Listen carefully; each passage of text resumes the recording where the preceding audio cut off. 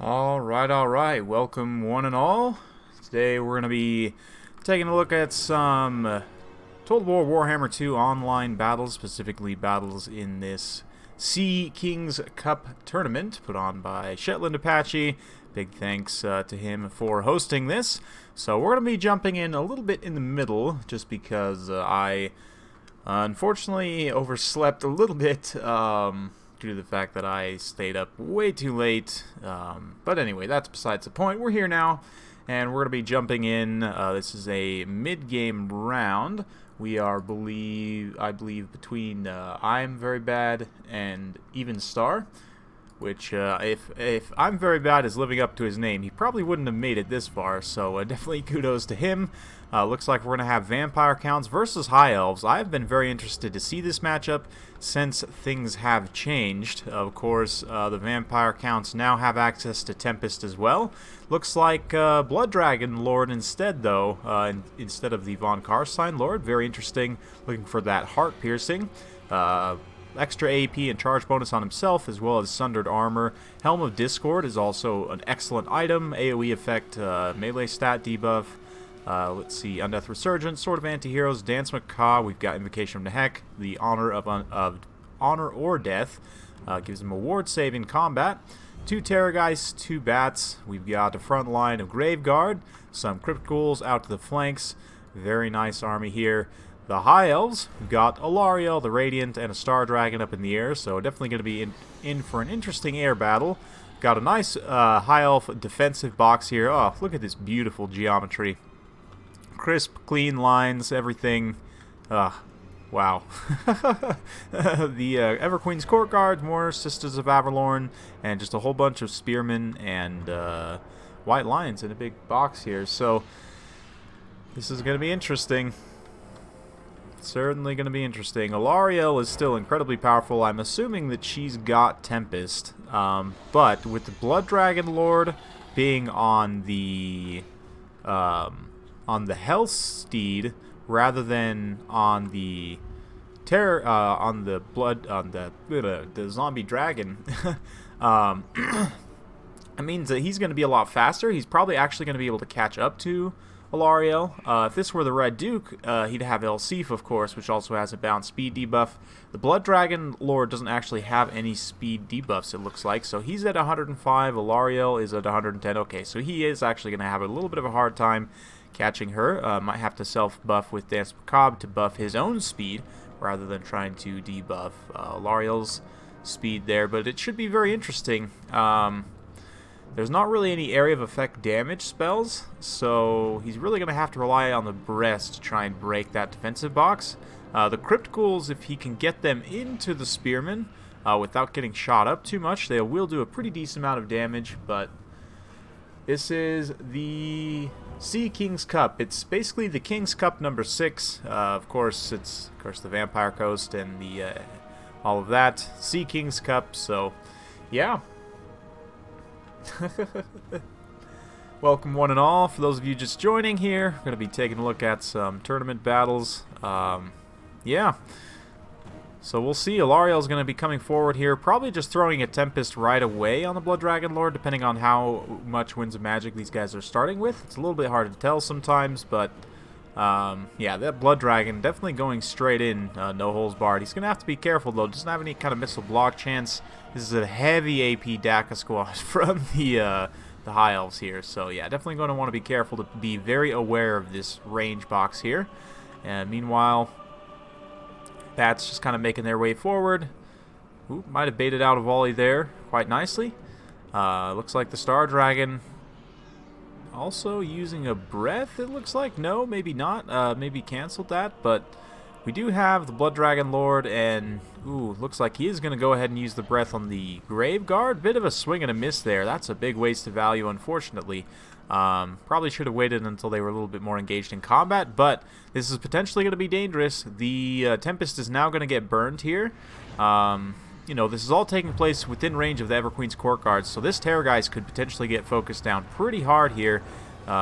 Looks like the Bats are going to come over and actually try and impede the line of sight maybe, or just fly straight down onto the archers. That's probably a better idea. The Terrorgeist actually survives that briefly. Going to go ahead and hit it with an Invocation to Heck to help keep it alive, but those archers are only going to be shut down momentarily, so Graveguard definitely having to push forward very quickly. Crypticals as well. Not really any of the other mobile units. Personally, I'm a huge fan of the Black Coach in this matchup. Black Coach would be able to punch straight through these white lions and just, you know, run circles in this little box right here. So personally, I usually take double Black Coach in this particular matchup and tend to go with more of a ground focus build. Just don't really try and contest the air. But obviously, this Vampire player going for a little bit of a different build. We've got zombie summons in the back line. And it looks like the air war is going to go ahead and get underway. Helm of Discord going down, all the buffs and everything, Foz protection. We've got Undeath Resurgent, Dance Macabre. It's hard to tell even what's going on, but Lariel does drop the Star of Averlorn, which is actually going to heal that Star Dragon up in the air there, but it is taking a ton of damage from the Terrorgeist. The Blood Dragon Lord, but a nasty Tempest also going to be incoming. That will hit all of these flying units here together. And probably is going to finish off this Terrorgeist here. It's a little bit hard to tell. Lariel's also going to come in here and apply a rear charge. So, yep, that Terrorgeist is down. And now the Blood Dragon Lord in a really bad situation, isolated. The other Terrorgeist is way out of position. And, yeah, a little bit unfortunate. Heal going down in the front line. You can see the Blood Dragon Lord actually dives down. It looks like Alariel also dove down here, but the Star Dragon just lands a couple of nasty hits there. And this Blood Dragon's going to have to be super careful. Yeah, a little bit of an odd pick here from the Vampire Counts. I would think if you're going to try and contest the air against the High Elves, you're almost always going to want that Tempest from the Von Karstein Lord. Or at the very least, you bring the Red Duke rather than the Blood Dragon, and then he can apply the slow to Alariel with Elsif and actually catch her up in the air.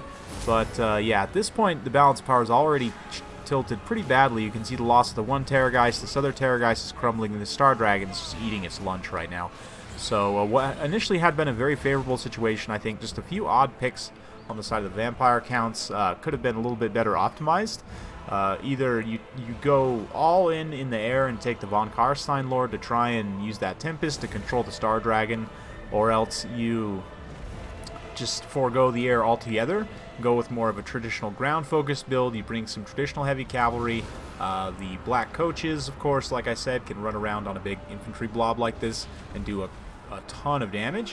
Of course, the Star Dragon would still be a danger, but with the Star Dragon being on the ground, it's going to be, you know, not quite so much of a danger. You can kind of use some of those control tools, use your Blood Knights and other things to try and deal with it on the ground, but yeah,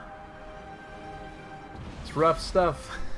This is just asking for a Purple Sun right here, though. If Manfred was on the field rather than the Blood Dragon Lord, he could drop a disgusting Purple Sun in this pocket, and it would basically kill all of the High Elves army. Or, you know, Wind of Death. Just cross a Wind of Death directly down the formation. You could probably, again, kill about half the High Elves army here, but Blood Dragon goes down, and with that, it's basically GG. A lot of the Vampire Counts units are going to start to hit army losses and have leadership problems. And, yeah, Crypticals just kind of grinding around the flanks. They will beat these High Elf Spearmen. It's just going to take them a long time. So, yeah. This match is more or less over at this point.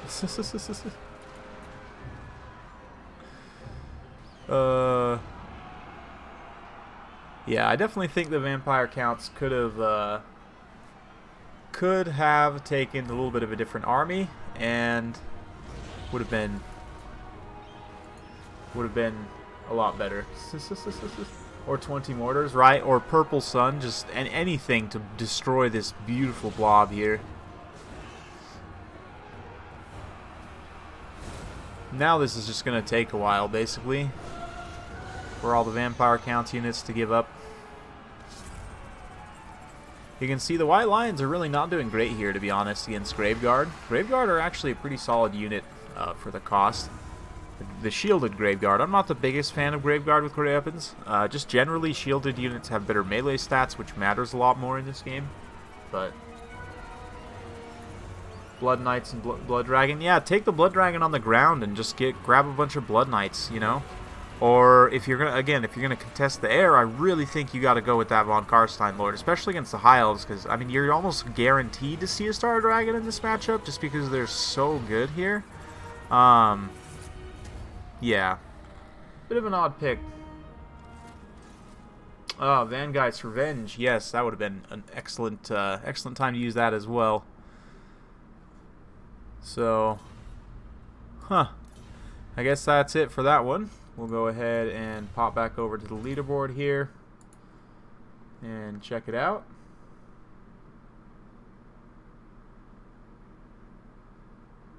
Let's see here. I guess we can hop in on Mukip's battle.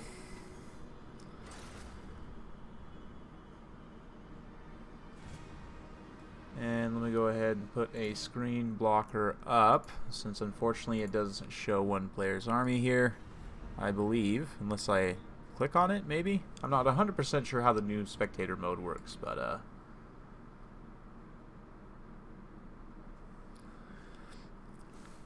alright.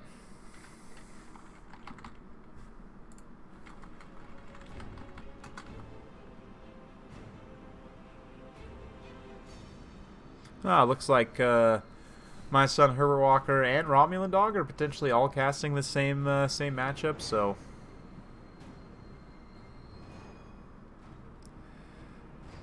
interesting. We've got Vampire Coast versus Beastmen. Ooh, that's gonna be quite interesting.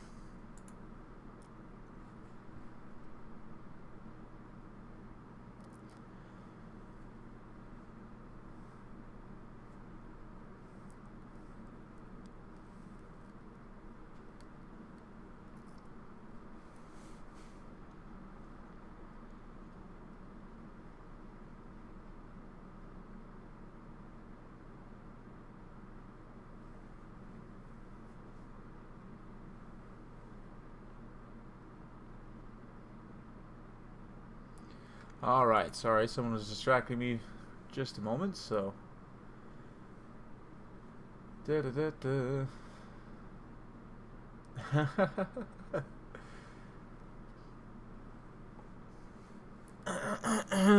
Alright, so yeah, Vampire Coast versus Beastmen. This is an interesting one. Beastmen, like a lot of factions, tend to struggle with the death factions just because of that army-wide fear is a big issue for a faction with lowish leadership. I mean, Beastmen aren't as bad as like Skaven or Greenskins, I would say, but still generally they have some leadership issues with a lot of fear and terror on the board, so it should be interesting. Should be interesting. Do you think Queen Bess will have some uses in multiplayer? It's so expensive. It's I don't know. I'll tell you what. If any of you guys can get a really good Queen Bess replay against a good player, by all means, feel free to send it to me, and I will cast the crap out of that game because I'm curious to see. I haven't tried it myself, but the issue that I see is that the matchups that I would potentially think about bringing it in, the other faction also has counter artillery pieces that are very cost effective. So anyway, let's go ahead and switch over here and have a look at this particular battle. Looks like we got the Hard Knock Life up on the ship here, of course. In terms of spells, it looks like just the raise the Drown Dead and Invocation. Got the Sundial, of course. Yep, looks like some deckhand mobs up front. We've got 2 Depth Guard, a couple of handgun mobs. Some pole arms in the back, as well as some pistols. Pretty straightforward build for the Beastmen. A whole vanguard of Gorehords with shields here. We've got 1 Minotaur with Graven, Koroks Man-Rippers, a few Centaurs with throwing axes, Brave Shaman Lord Wild for some Cygor summons. We've got a whole backline force of Hounds, Centaurs, more Hounds, more Centaurs. So it's going to be interesting here. Pretty nice defensive position from the Vampire Coast here. Of course, Hard Knock Life is going to be really good against cavalry in general, so I'm interested to see how the pick of the Centaurs rolls out.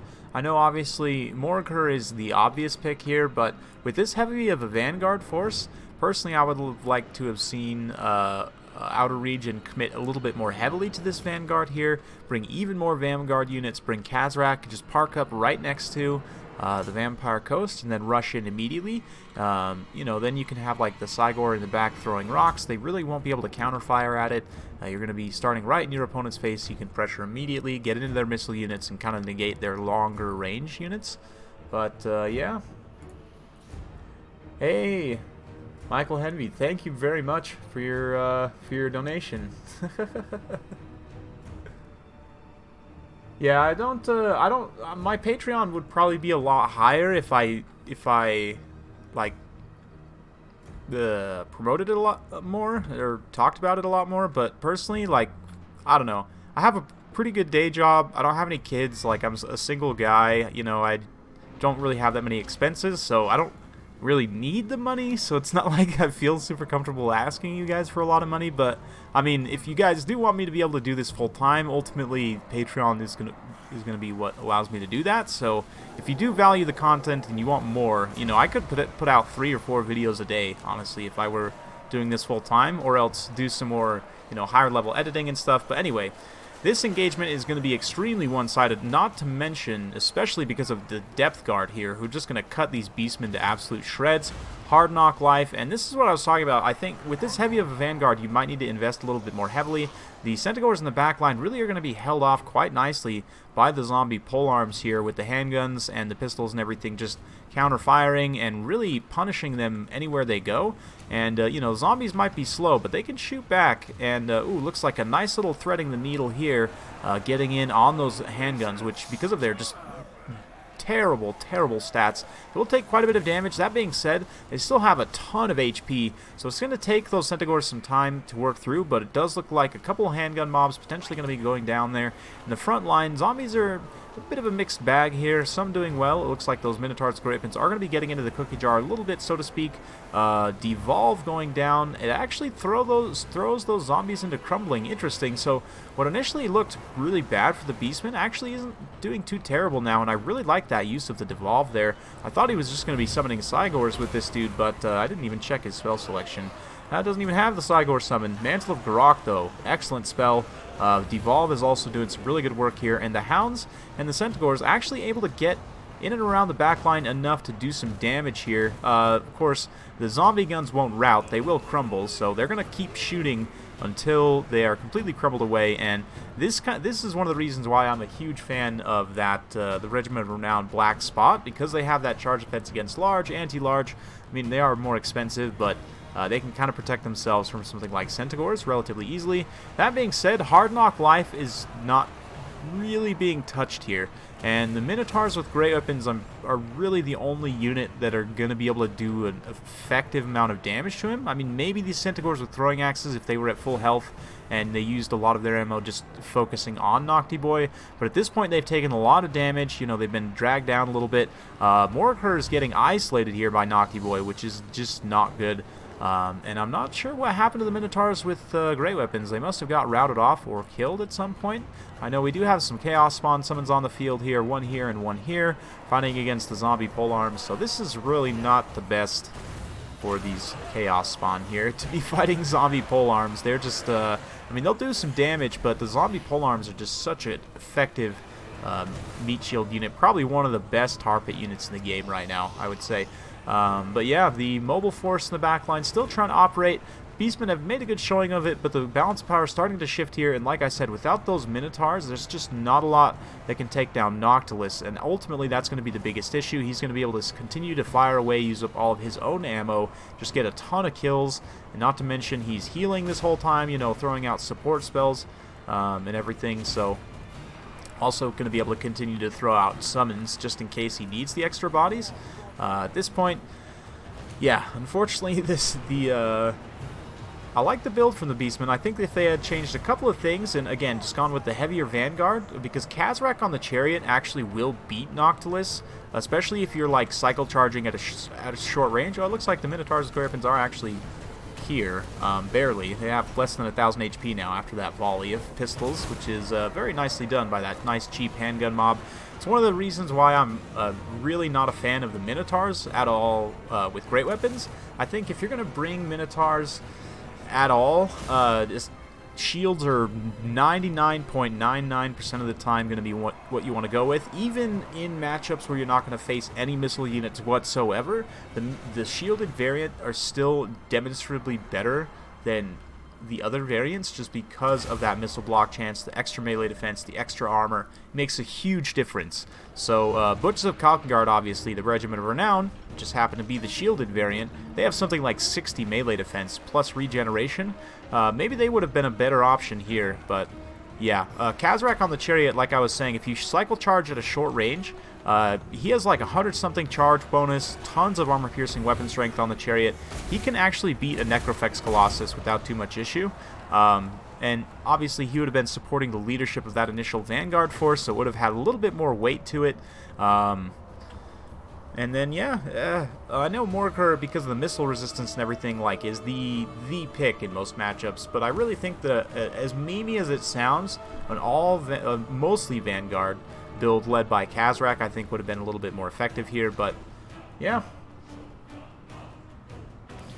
I should do a face cam. I have, like, beautiful Jesus hair, by the way, guys. I don't know if you guys were curious about that, but... Oh, man. Yeah, Minotaurs with great weapons is a mistake. I agree. Yeah, I mean, the anti-large, I kind of get what he was going for there, but ultimately they really didn't even... The one large target they had to fight, which was Nocti Boy, they didn't really even get to, so...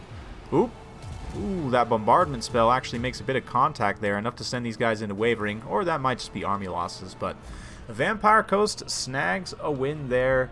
And well played to both players. Hope you guys enjoyed watching that. That was a fun battle. A bit of back and forth there. And the Beastmen, honestly, they had something good going. Again, I think, holy macaroni, 209 kills on that Bray Shaman. Man, that devolve. I'm missing something there. But, whew. Yeah, Kazrak on the Chariot, I think, would have been a little bit of a better pick here. You trade out a few things. Maybe you swap these Minotaurs with Grapins for some shields. Korok's Manrippers did very well, but I might honestly just throw them out, just grab a ton of Ungors, just flood the board with these Vanguard shielded Beastmen infantry. But still, yeah, super fun battle. Looks like these guys are already moving on to their next matchup, so let's see here.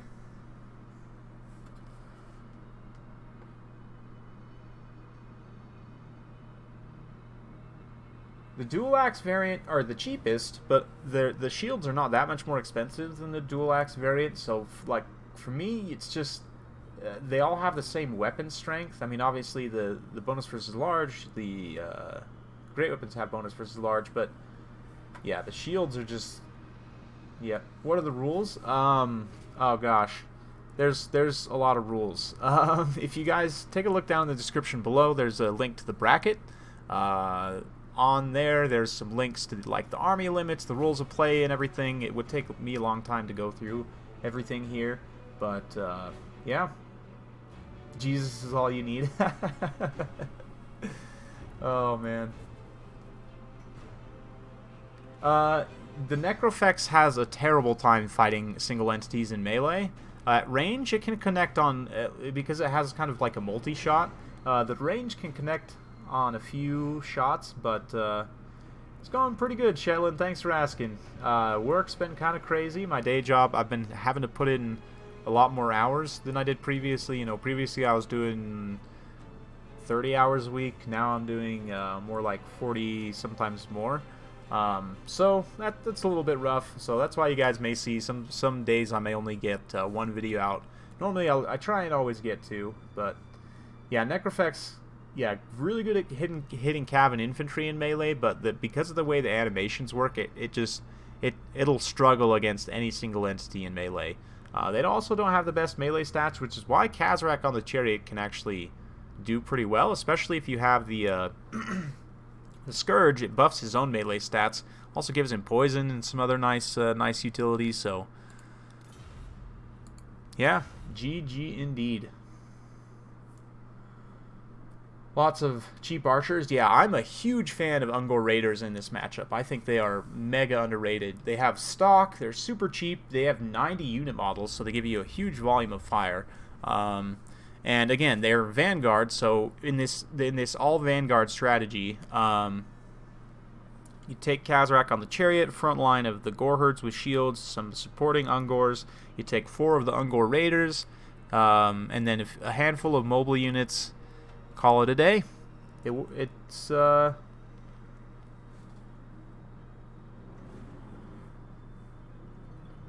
yep.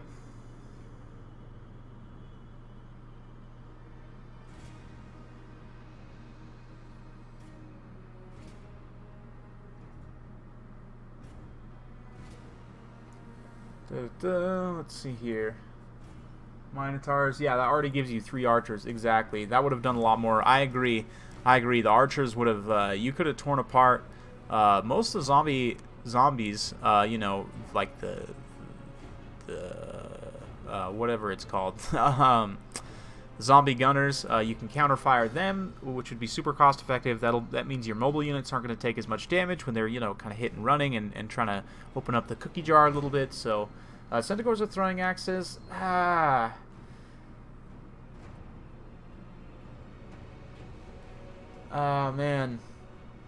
I don't know. Cav is gonna have a hard time here against some of the artillery pieces. Like if Noctilus gets a good side shot, he can kill like half a unit of cavalry easy peasy. So, yeah, very nice, Queek. I haven't tested out Queek since he got that massive bonus versus infantry increase, but looks like these guys are loading in, so we're going to go ahead and switch back over to the main screen here. This time we're going to be having the Dwarves versus the Beastmen. This is a matchup that historically has been very interesting. It has at times been almost impossible for the Dwarves to win, and there have been other times where it's actually been pretty favorable for the Dwarves. Currently, we're going to see how this particular battle goes, but in terms of the build here, we've got the Rune Lord, Longbeards with great weapons up front, some Dwarf Warriors, we've got Giant Slayers, Dragonback Slayers, let's see here, Rangers with great weapons, a couple units of them, some units of Thunderers, and that's pretty much it. Fairly straightforward Dawi build for the Beastmen, Cygor. We've also got some Centaurs with great weapons, Centaurs with throwing axes, Bestigor Herd, Ungor Herd, Morgur the Shadow Gave, once again, of course. We've also got the Bray Shaman Lord of Wild with Cygor summons, potentially. Yes, so we're going to be looking for all of the rock throwing. Unfortunately for the Dwarves, they didn't bring a cannon or any other long-range artillery piece, so they're going to be more or less at the mercy of these Cygors. So, yeah.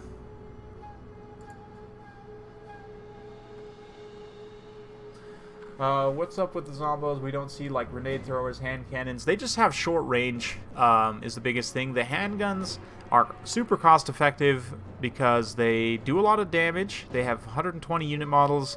Well, they don't do that much damage. They do enough. But with the 120 unit models, they do a lot of damage. They have long range. They have like longer range, I think, than Empire handguns. And yeah, that's pretty much it. It's pretty much the longer range and the fact that they do more consistent damage. The bombs are good against low armor infantry. The shotguns I haven't really found a good use for personally yet. Yeah, looks like the battle's getting started. Cygor immediately going to be pitching that stone. Let's see if he makes solid contact here. This is not the Regiment of Renown Cygor, so it is going to be a bit inaccurate. Swing and a miss that time. This is one of the reasons why I'm a huge fan of the Regiment of Renown Cygor rather than the regular one. But how balanced is the meta right now? It's hard to say. You know, we'll see kind of how this tournament shakes out. I unfortunately haven't been able to watch a lot of the other games yet, but excuse me. It's hard to say. I think it's reasonably well balanced right now. There are a couple factions that I have some concerns about, but I mean, even Vampire Coast, the new faction, is pretty well balanced. They take some getting used to, and a lot of people I have been running into have been taking some interesting builds, but I think people are still trying to figure them out a little bit, so you're going to be seeing probably some losses by them coming up. But yeah, looks like that other Cygor summoned up on the field. We've got the Centaurs pushing up and around the flank here as the Dawi advance across the desert. Those rocks are starting to make some solid contact, and that tight Dawi formation is going to start to cost them a little bit here. Again, not the Regiment of Renown, but who going to have to be careful of counterfire here. Nice Rune of Wrath and Ruin, debuffing the speed there a little bit, allowing those Thunderers to at least get a few shots in retaliation. They do actually pick off a unit model or two there with the damage also from Rune of Wrath and Ruin, of course. Centaurs with great weapons kind of taking up the far flank, but this is a relatively light Beastmen line, even though it is 4 Bestigor, which is pretty heavy. At the same time, the Dwarfs have the numbers advantage, definitely. Longbeards with great weapons will also trade relatively decently with the Bestigor, so we'll see. We've also got these Rangers with great weapons, which is for some reason really hard for me to say right now, but these guys just do a ton of missile damage. So if they get some solid volleys in here, some throwing axes, they could devastate these Bestigor herd here. But we'll see. Ooh, looks like a Cygor going to be summoned in the back line here to then... Ooh, nope, not the Cygor, rather the Chaos Spawns. But yeah, now the Beastmen mobility going to be coming into play. You know, the Thunderers are going to be having a hard time protecting the overlapping kind of guns here are going to be very essential. But unfortunately, one group gets compromised almost immediately. Then they're going to ping-pong to the second group. This third group also gets compromised, so Dragonback Slayers unfortunately just bypass there from Mookip, just kind of standing. A little bit unfortunate, but just their mere presence here is going to mean that the Centaurs don't want to stay in contact for too long. Otherwise, sorry, the Centaurs, but yeah, Bestigor cleaning up the front line quite nicely over on this left flank. In the center, they're not quite doing as well. They're doing reasonably well, but it's more of an even fight, definitely. Over on the right, these Dwarf Warriors reinforcing. Things are honestly not looking great for the Dwarves right now. A bit of a compromised position, and this break on this flank right here is going to be devastating.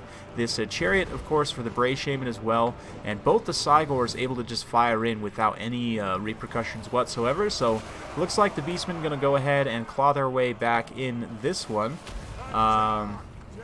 Yeah, the Rune Lord trying to drop some runes here to support, but oh man, just the brutal Cygor just rock, dunking on the face. Yeah, brutal stuff. Brutal stuff. Yeah, Skaven and Lizardmen could definitely use some help. Greenskins could definitely use some help. Vampire counts are arguably overpowered. Chaos, I think, is just fine. High Elves might also be slightly overpowered. But, yeah, I mean, overall, the game is quite well balanced. So, well played to both players. Definitely the Cygors and the mobility triumphing in that particular engagement there. So now we're going to be moving on to Game 3 of this best of 3. Good stuff.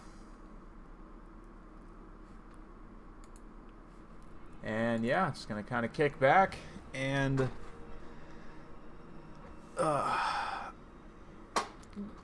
bit of a stretch and a bend. Oh yeah. Yeah, that was very impressive. Yeah. The Beastmen are one of those factions that they have a really good time with the Dawi can opener style. If you guys go back to the ancient days of my channel and go back to when I used to cast games for Total War Warhammer 1, I only casted really in the later or latest patch of Total War Warhammer 1, but I had some games then with Beastmen versus Dwarves back in the day when Razorgore Herd didn't have Rampage, and you had some other changes as well, like the Beast Lord had a potion of toughness, and you could take the Beast Lord on a chariot, take a caster on a chariot, like take a whole bunch of regular Razorgore chariot units, take some more Razorgore herds, line of Bestigor, and it was almost impossible for the dwarves to counter that. But What actually is a pretty decent pick in this matchup that we didn't see any of in that last matchup or last battle rather, is gyrocopters. Gyros, the brimstone guns, I think are pretty decent against the Beastmen. They do great against Bestigor. They do a pretty good job as well against like Centigors. So Harpies aren't really that much of an issue. You can just kind of run towards your own guns and try and zone the Harpies out a little bit. But yeah, the Gyros, I think, pretty decent in that matchup. I would love some Legendary Lords for Wood Elves. I agree. Wood Elves, Beastmen, Norska, all could use more Legendary Lords. Ideally, I would love to see all of the races brought up to 4 Legendary Lords, just to be, in line with sort of the standard for the new DLC races. I understand that's a lot of work, but we also have plenty of time. There's probably realistically, based on what Creative Assembly has said in there, what we're working on posts, probably a couple years before we see Game 3 yet. So they've got plenty of time for DLC for Game 2. Maybe we see some more stuff down the line, but yeah.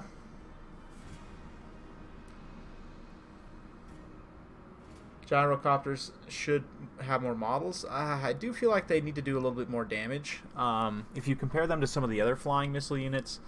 But anyway, it looks like these guys are loading in. So let's switch back over to the main screen here. We're going to be on good old Helfen.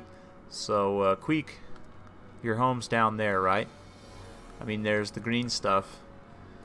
And I know there's like Empire-looking buildings. But anyway, Dwarves, if we go ahead and have a look at the Dwarven build here, we've got a couple of Gyros, Ulthuar's Raiders, a couple of Thunderers, a couple more Rangers with great weapons, regular Quarrelers actually, more Longbeards with great weapons, Miners with blasting charges, Dwarf Warriors with great weapons, a Cannon, and a Rune Lord.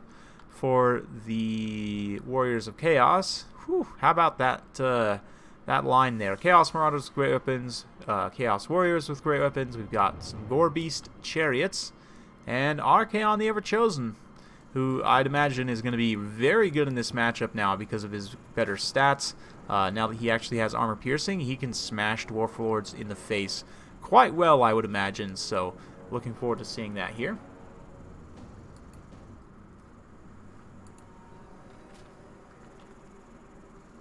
What do you think the factions will be in Game 3? I don't know. It's hard to say. I mean, obviously, Demons of Chaos are a given. How Creative Assembly chooses to go about doing them is another matter. There's been some speculation as to how that particular situation is going to unfold.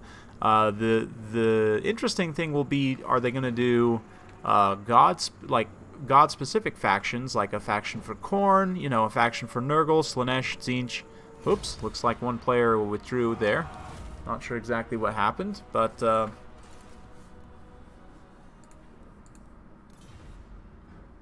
oh, looks like we had a rule break there. So, but yeah, it depends if they're going to do the God-specific factions or if they're going to do like with the Warriors of Chaos, because that's how they were on tabletop, from what I understand, is the Demons of Chaos were an actual army. Like there was a Demons Undivided, basically. It's possible they could do it both ways, where you have like a God-specific factions with a mix of Warriors and Demons, and then you have the Warriors of Chaos that just have Warriors, and then you have the Demons of Chaos that just have Demons. Whereas the God-specific factions would have like God-specific demons and warrior units, for Khorne or Nurgle or whatever. So I don't know. It all depends on how that kind of takes shape. As for other factions, I mean, from the tabletop, the other factions that are in that area are the Ogre Kingdoms and the Chaos Dwarfs. So those would be the ones I would be putting my bet on that we'd see.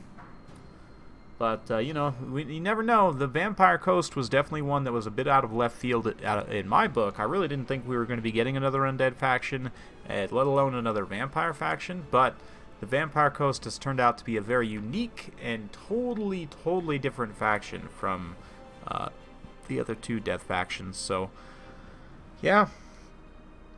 Yeah, Death is looking pretty strong right now. If you kind of look at the Grand Alliance scheme of things, we've got now 3 Death factions. Order has, let's see, Order has a bunch. Order has the most. We've got 3 Chaos factions, Norska Chaos, Warriors of Chaos, that is, and Beastmen.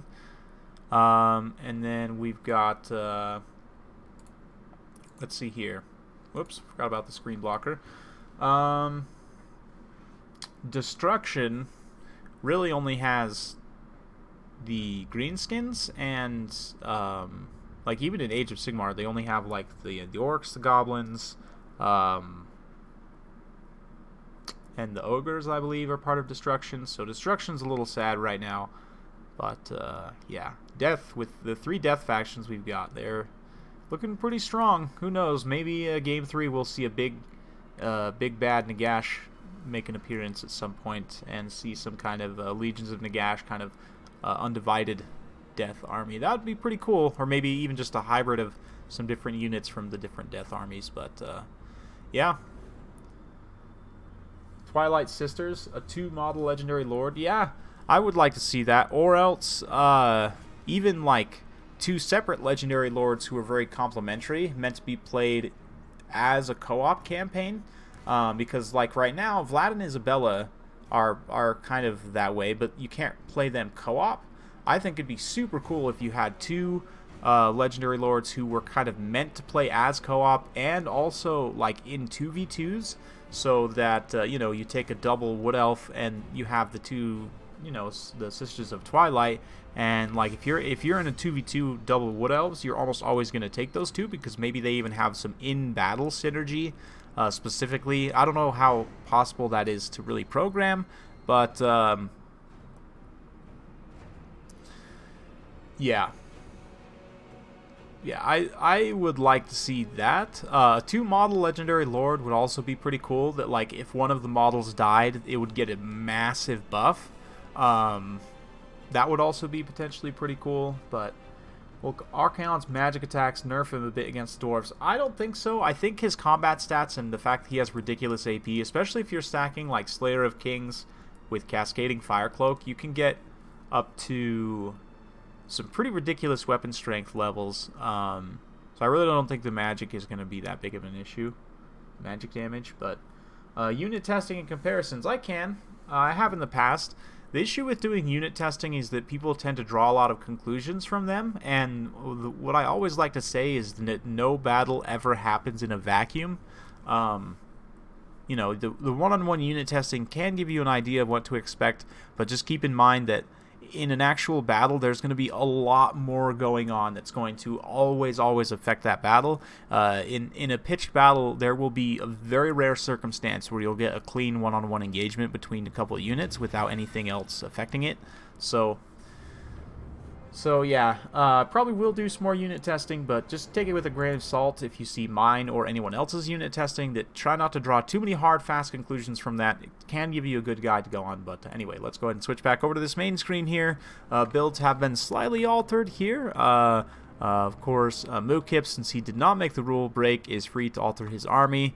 The other army has to just reallocate the funds from the rule break and then bring the same army, but we've got miners here. Rune Smith, this time Thorgrim Grudgebear up on the chair. He's got Great Book of Grudges and the Oath of Vengeance, which is quite nice. Heavy line of hammers, like that, just straight up Dawi. We've got plenty of Thunders still as well. A couple of Longbeards with great weapons. For the Warriors of Chaos, once again, Archaon the Everchosen, Marauders with great weapons, Warriors with great weapons. We've got the Mirror Guard over here, and the Gore Beast Chariots once again. So yeah, fun stuff. Felix and Gotrek as 2 Regiment of Renowned Heroes. It would be cool. The issue is, you know, who do they fight for? Do they fight for the Empire? Do they fight for the Dwarves? Do they fight for, you know, who do they fight for?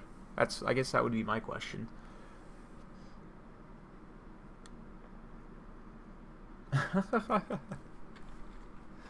Queek's trying to take a nap down in this hole, guys. So if y'all could stop stomping around. Look at that little minecart track. Like, you know that somebody's got to be like going down this minecart just having a ball. Looks like fun. Anyway, these guys are just about to get started here, so we'll go ahead and post up in this little ruin right here and watch as things unfold. Quite nice little ruin, actually.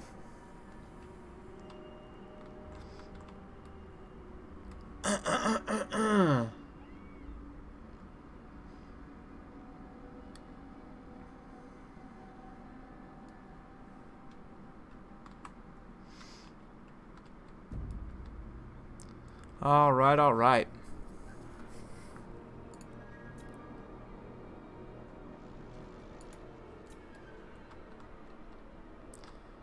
Da-da-da. Look at these zombies in the water. Well, they're not zombies yet. They're just corpses right now, but they're asking to be zombies. They're just asking. Then we got the spooky tower over here. Definitely pretty spooky. You know this thing's causing some vampire corruption in your towns. This is an arrow tower. Well, that's interesting. There's not actually a capture point for it, but that's funny.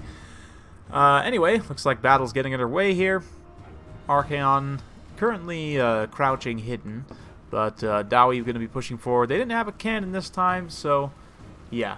What do I think about lizardmen? I haven't had the chance to try them since the cold blood change was implemented. From what I've heard, it's a lot better. But I'll leave that to the experts for the time being. I haven't had a chance to jump into them quite yet, but this frontline engagement is going to be quite interesting. These Dowie hammers with their excellent combat stats are going to clean the clocks of these marauders if the marauders try.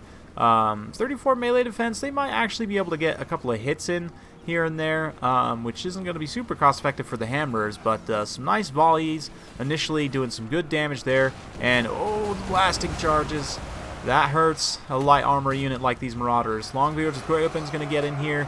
Just a brutal charge on both sides. Thorgrim Grudgebear supporting the front line. These hammerers going to be hammering quite nicely here, just showing why this game is called Warhammer. Ooh, a nice counter charge here as well. Hammers actually have a pretty decent charge bonus for dwarves. What is it, 18? That's not bad. Thorgrim again getting in here to support, and man, those hammers are doing a lot of damage. Piercing bolts of burning in the back line going down, not quite catching that full unit of thunders, but one of the Gorbeast chariots has been focused down quite nicely. If he can manage to shut that down, looks like a unit model or two is down. Yep, that unit's down. Next time to focus on the other Gorbeast chariot, so doing a good job of negating a lot of chaos tools so far. Ooh, man, and this is deadly here. The hammer is closing a rear charge here on this unit of Chaos Warriors. These guys are in big trouble. The Mirror Guard also mixed in here a bit as well. They're actually pushing the flank. Managed to rout off some miners here. Might be trying to get into some of these missile units. Meanwhile, resecured Thunders in the back line. More miners rushing in, and the Gorbeast chariots suffering. This one is able to get away intact for the most part, but a devastating volley from those Dowie powder units regrouped, and even low health as they are, still going to be able to get a lot of damage done. Another piercing bolts of burning coming down, though. I don't think the Dowie are going to be able to dodge this one in time, and that's going to do some devastating damage here potentially. Ooh, it has such a long spin-up time, but yeah. Ooh. Basically deletes that unit of Thunders completely, so that's very good use of that piercing bolts of burning. Unfortunately, the Gorbeast chariots have been routed off at this point. The Chaos Warriors and Marauders also not faring great in the front line. This unit of Hammerers rather, that had kind of closed a rear charge, also then themselves got rear charged, so a bit of a changing situation here, but the Thunder is now turning their support to this particular engagement. They're going to be able to see off the supporting Chaos Warriors here who had landed that rear charge, leaving these hammers free to finish off the Chaos Warriors here. Their Oath of Vengeance on them, bringing their melee defense to only 5. Mirror Guard also getting ground down here, so a really nice use of Thorgrim Grudgebearer, who's not the most common pick in the world these days, but I really like the use of the melee defense buff. You can see Thorgrim is in a excellent position here to be tossing out that Book of Grudges to basically his entire army, so some excellent positioning here by Mookip. And any of you Dawi players out there, take notes right now, because this is really beautiful, I have to say. Archaon going to come try and get in on Thorgrim himself, but Thorgrim has got 62 melee defense also, so he's definitely not a pushover. Dawi going to be continuing to fire in. Hammers looks like did lose their attack order, unfortunately, but things are still pretty even. I mean, Dawi definitely ahead slightly on the balance of power, but things aren't out of the realm of possibility quite yet. This melee engagement's just going to get ugly as it starts to get ground down to a close finish, but the Hammers, I do think, are going to be able to carry the day here. We'll see. As more of these Chaos Infantry start to get just ground down to the point where they won't stay in the fight, it's going to be potentially rough. The Marauders here, of course, Thorgrim can smack them around pretty nicely. But, yeah, we'll see. The Ever-Chosen is going to be a bit of an issue here. There's no Slayers or anything really to deal with him. So the Hammerers are going to have to be the ones with their huge melee attack and weapon strength to get the damage done to Archaon, but at this point the balance power definitely taking a bit of a turn for the worse for Chaos. A lot of their units getting extremely tattered at this point. Really only this one unit of Chaos Warriors holding out besides Archaon, and Archaon now going to feel the wrath of the guns. Granted, he does have a missile block chance, but it only applies to the front arc and also to the left side slightly. But Thorgrim waddling over on his chair, oh man, that's a sight to behold right there. That charge animation was something. Thorgrim's going to get over here, start to drop Oath of Vengeance and everything. Archaon self-buffing a bit with the Cascading Fire Cloak, Oath of Vengeance, or sorry, the, yeah, Slayer of Kings, Standard Die and everything, so he'll be just fine for a moment, but he's definitely getting ground down a little bit, and the Hammerers that are getting attacks from the back arc aren't subject to his melee defense. They still have to roll to hit, but with that high melee attack, they're going to be having a pretty good chance, close to the max chance actually to hit, so they will be getting pretty successive hits there. Plus they have good weapon strength as well, 41 armor piercing damage per swing, pretty impressive.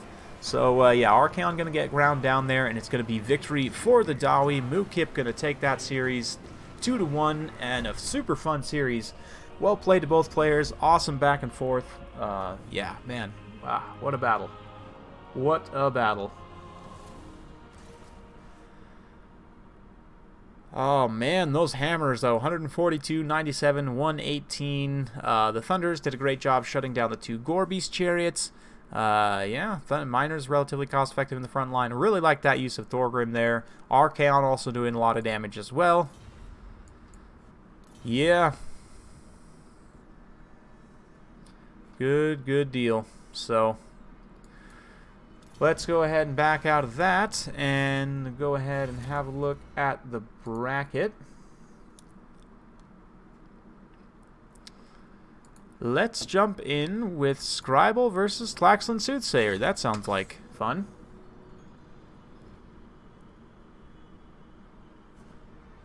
See how far along these guys are. Go ahead and toss up the army blocker.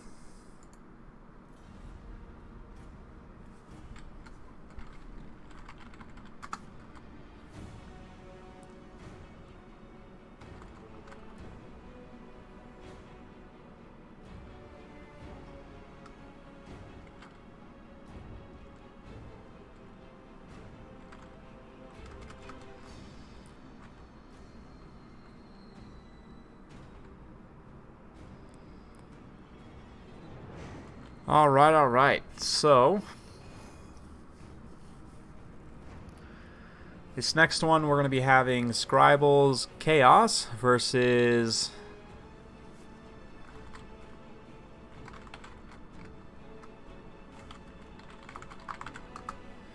Tlaxlan Soothsayer.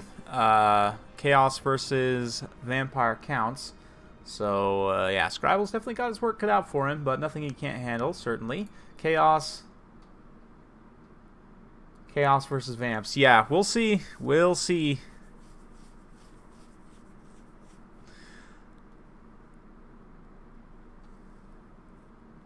Wow, 166 watching. Thanks for coming out, guys. That's, this might be one of the biggest streams I've ever done. I'm not sure, but 166 people. Not bad at all. Hope y'all are having a wonderful Sunday so far. I'm glad to be here. Been having a lot of fun. We've had some excellent games so far. So really beautiful, beautiful Dawi play. Always love to see those beards and belts. So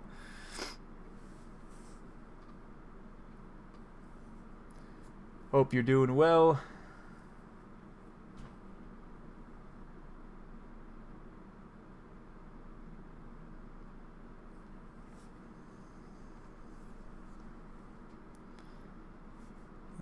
Let's see here.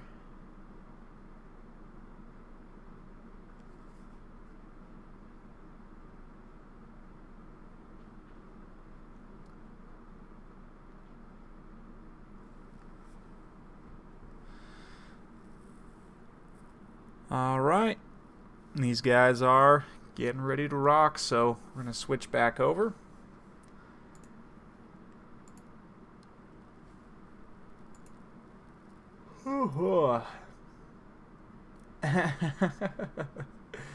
I get you, James. I get you. Just want to relax, right? For me, I work like Wednesday through Saturday a lot. That's like my whole work week is basically in 4 days. So by the time I get to Sunday, I am very ready to just relax, kick back, hang out with y'all. So yeah, Sunday streaming probably going to become a lot more of a thing, even if there's not tournaments to cast. Probably going to be just streaming more on Sunday more regularly, because it seems to be a day when I'm available, and oftentimes I just, again, want to kick back and chill with you guys. And yeah, let's have a look at the builds. We've got Sigvald leading the way, very interesting. Chaos Sorcerer, Lore of Metal, also on foot. A whole bunch of Marauders. We've got Marauders with great weapons. This is an interesting build against the Counts. Chariots, got a couple of Aspiring Champions, a single Shaggoth, some Horse Masters. Man, I really don't know what Scrible's up to here, but I guess we'll see. For the good old spooky, scary Counts, we've got Fellbats, Zombies, a couple of Spears, Double Terrorgeist with the Red Duke up in the air, Skeleton Warriors, a Claw of Nagash here. So yeah, should be interesting on this map in particular, which lighting seems to be slightly borked. I apologize about that. Not a lot I can do, but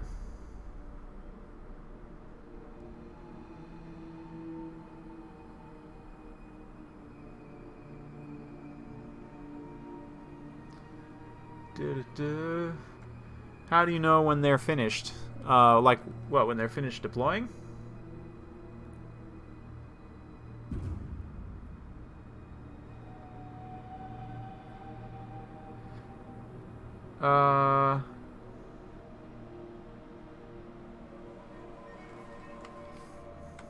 Well, I mean, I have this chat here with them, and yeah. I think they're pretty much ready. Interesting pick here by Scrible's Chaos. I'm very, very interested to see how this works out. Got the Sorcerer, we've got Sigvald here mixed in with the Marauders.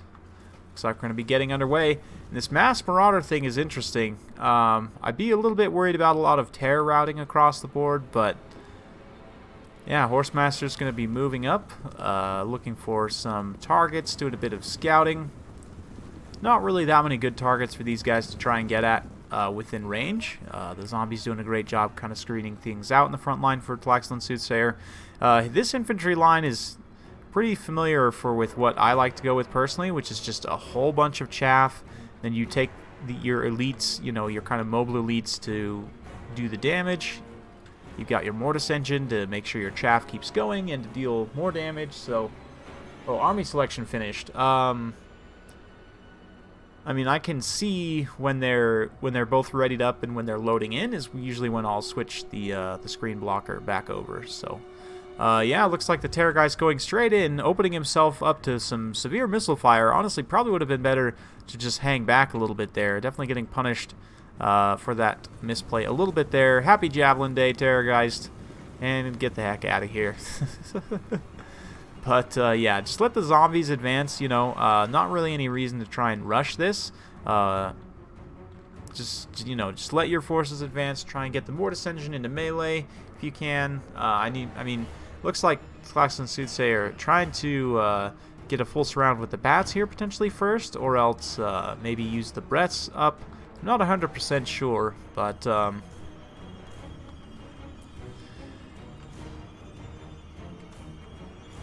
yeah, we will see. Looks like the chariots are going to be starting to come forward, trying to draw out the Terrorgeist potentially. The chariots don't really have that many good targets is the issue. There's not really any high-value infantry here, so they're going to be, struggling to find a way to be effective in this particular battle. But if he can use them to, bait out the Terrorgeist, that could be good. Although Klaxon Soothsayer, very good player, probably not going to respond with a Terrorgeist to chariots charging some lowly zombies here.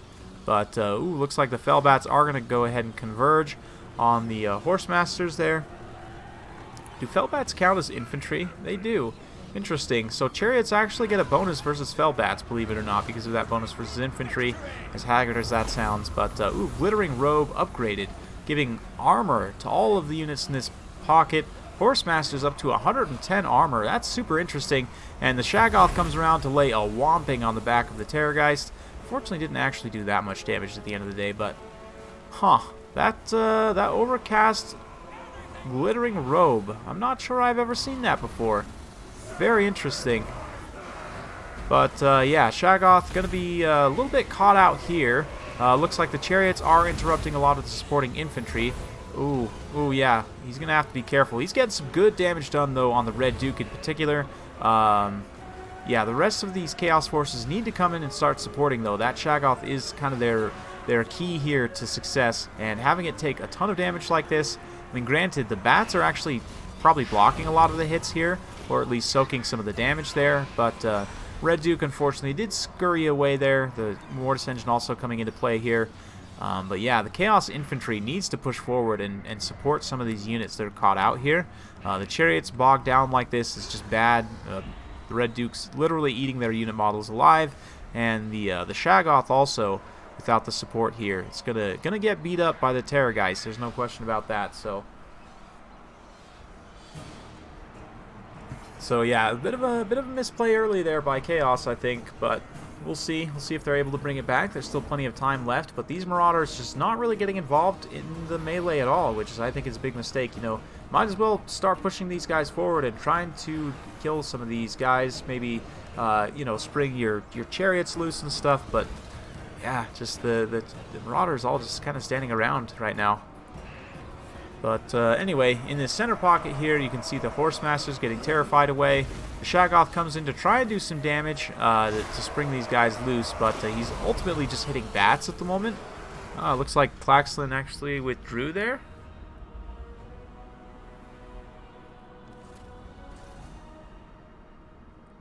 I don't know what happened 100%, but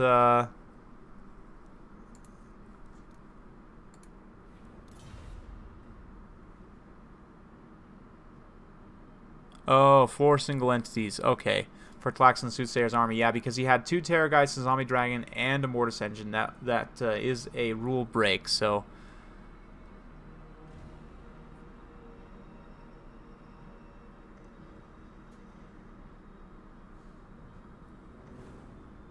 So, yep, we'll go ahead and slap this back up here.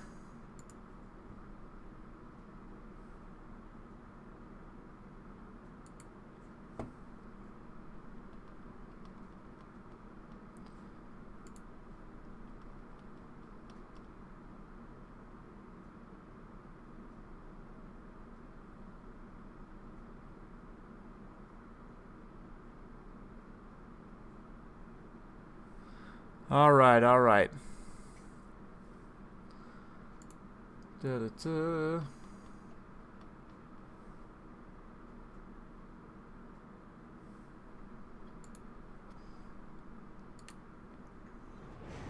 Vampires can break. Break the rules, yeah. True that, true that.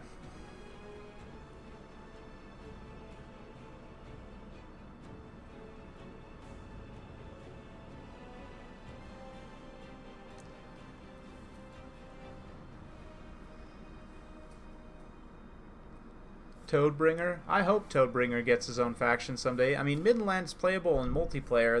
They're not a thing in campaign, so hopefully at some point, you know, they've done an update for the Dwarves, they've done an update for the vampire counts. From what I understand, their intention is to do all the, or at least the 4 main races. Empire and Greenskins obviously yet to be done, but yeah, hopefully when they do the Empire update, we'll see some extra units, and we'll see some extra units, and we'll see a playable faction for Boris, and who knows, maybe like some new Lord types or something. I mean, the Empire has such a rich roster. There's literally like an endless supply of things that you can draw on, so, you know, maybe we see like new campaign mechanics, similar to sort of Alariel's campaign mechanic, maybe, where you have to like keep the Empire's provinces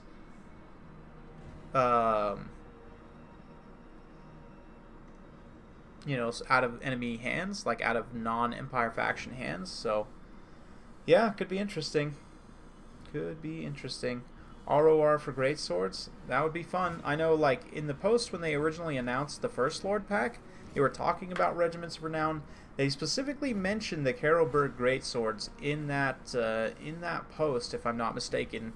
Then we didn't get them as a Regiment of Renown, which I thought was a bit odd. But there you go. No, Turin, we are not on the finals, so I guess I can go ahead and go over this while we're waiting for these guys to repick their armies. So we are on the quarterfinals, it looks like. Currently, we are watching Scribble take on Flaxland Soothsayer. And yeah, still got one from the previous round still being fought there. But getting closer, just a couple more rounds left here. So, yep. Whoops, let me put that back up.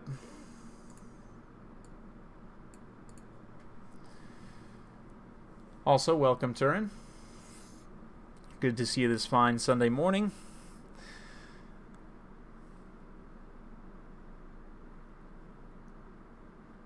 Hopefully your house is not burning down. I've seen some very scary pictures coming from California recently, so from what I understand, it's more so in the northern Cali area, but it's Shetland Apache is the host of this tournament, so yep, good old Shetland.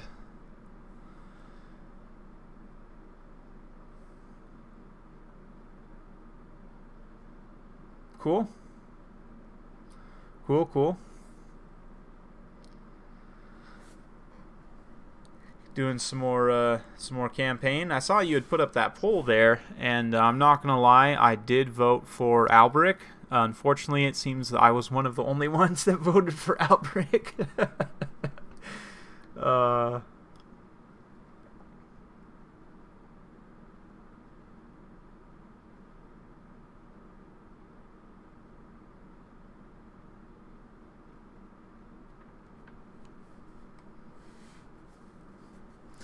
Right on.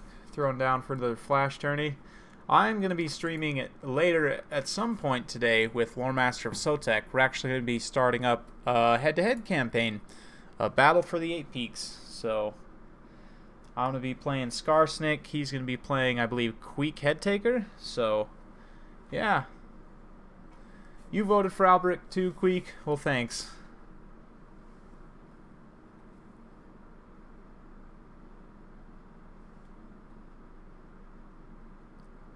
Thanks. Yeah, and with all the factions getting new like faction effects, I haven't actually looked at what Skarsniks are now. Same with Queek. I'm sure they got something different, but it'll be interesting. And you know, Skarsnik potentially could have a little bit of an easier start now with Kemmler kind of destabilizing things in that area. It's going to give the Bretonnians and Empire another threat to combat. So maybe, you know, you as Skarsnik won't have to deal with them quite so much. I know he's a little bit far away to start, but it's going to be interesting. Unbreakable greatswords. Oh, I mean, that would be really good for the Empire, I'm not going to lie. And as an Empire fan, that sounds awesome, but...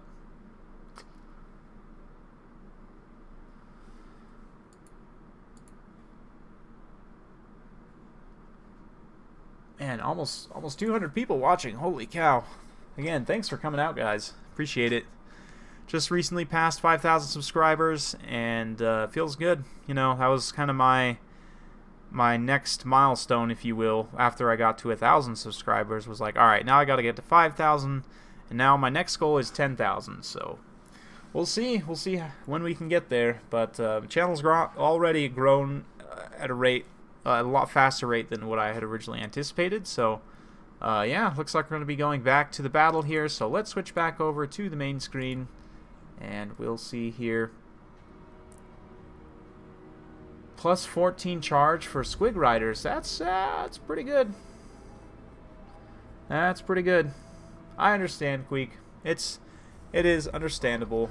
And if Skarsnik and Queek were to fight, I would almost, you know, guarantee money that Queek is going to win that, especially because of his huge bonus versus infantry now. I don't know, what is he up to, like a plus 30 or something crazy like that, with what he got in the last patch. But anyway, in terms of the builds here, some slight modifications. We've got Kolek Sun Eater and a Fire Sorcerer for Scribble, so just going straight in. A little bit more of a traditional infantry line with the Mirror Guard, more Horse Masters as well. For Tlaxon Soothsayer, he's got the Red Duke and a Terrorgeist. He's also got a couple of bats and a Vampire Lore of Shadows. She's got Enfeebling Foe and Immortal Will. So this was traded for the Terrorgeist, which then allows for the Claw of Nagash. We've also got some Black Knights here to tie things up. Some Skeleton Warriors out to the flanks. So interesting stuff. We'll see. Skarsnik is an infantry-sized model, I believe. He can't get... can't get knocked over, but I'm like 99% sure that he's an infantry-sized model. So,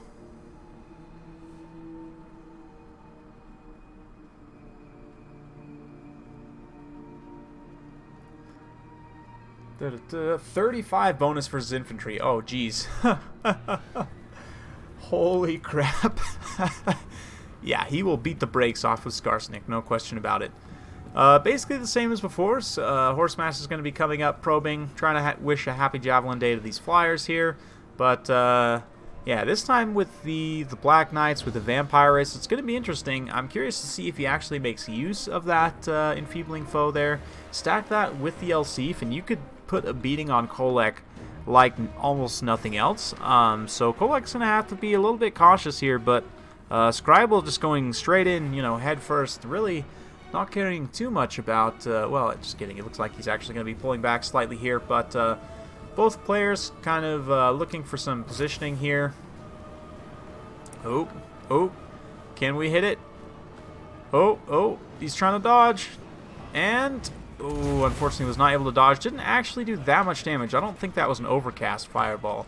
But, yeah, pretty decent fireball there. Great use of that spell, taking on the Mortis Engine, and that is going to pressure the Vampire counts to get this thing going. They don't want to just sit back and get pelted by fireballs, so... no, the Vampiress on the Steed does not count as a single entity, so he has only the Dragon, the Terrorgeist, and the Mortis Engine. That's the three that he's allowed, so... yeah, this lady right here doesn't count towards that limit. But yeah, you can see a bit of a situation developing here as another fireball goes down. Ooh, that time that was a bit of a swing and a miss, but happy Javelin Day to the Red Duke as he's just getting wrecked here by javelins, and a beautiful burning head. Oh man. Oh baby. That Fire Sorcerer has 350 kills now. The balance of power is still even. Oh man, but the Red Duke comes in and just gets canned by the double Shaggoth. Happy Javelin Day still, and he does hit himself with the Invocation of Nehek. Will it be enough to stabilize and keep him alive? The Black Knights are coming in to get at these Marauder Horsemasters here, but the bats being used as kind of an anvil here so that the hammer can come through for the Black Knights. But Terrorgeist comes down, the Vampire Lady. Red Duke just being super ballsy here, going straight in on Kolek Suneater. He does have Enfeebling Foe upgraded, so it will last quite a long time. But that still is not going to protect the Terrorgeist too much, taking a lot of damage. That being said, those Horse Masters got dealt with quite nicely by the Bats and the Black Knights there, so a bit of a comeback there. Still, though, oh, geez, I'm just, that burning head, though. That burning head. That made it all worth it, I think, in the end. Red Duke comes down, gets a couple really good attacks on Kolek, but Kolek and the other Shaggoth right on station, and if the Red Duke goes down here, that is game over. Yep. All right, it's over for the Vampire Counts at this point. The Mortis Engine's crumbling, and wow. Just, oh man, that burning head. Oh.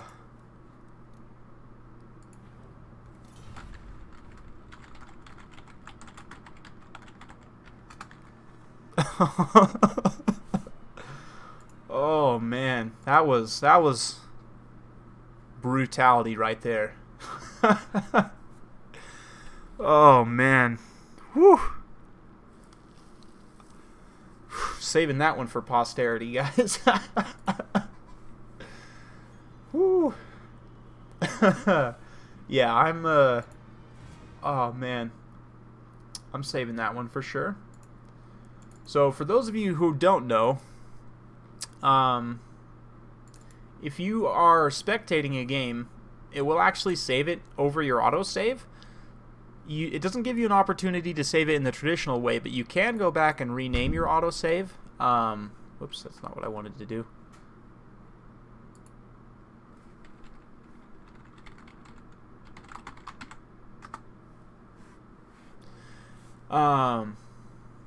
So yeah, I'm gonna go ahead and quickly rename that, save that for posterity. But jeez, Louise, whew. That was something else right there. The javelins too, really nice play by Scribble there, in terms of modifying his build and everything else. That in the first game, that overcast glittering robe is something that I'm going to have to look at a bit more, especially in the context of Marauder Horsemasters, because with that they go up to 110 armor, and that's basically heavy cavalry for light cavalry speed, right? So should be interesting.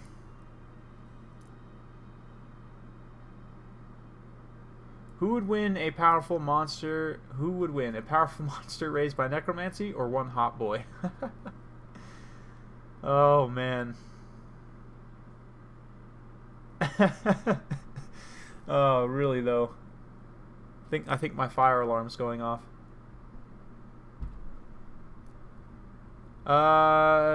Only Gobbo King himself can answer that, Andrea, and unfortunately he's not around to answer it, so.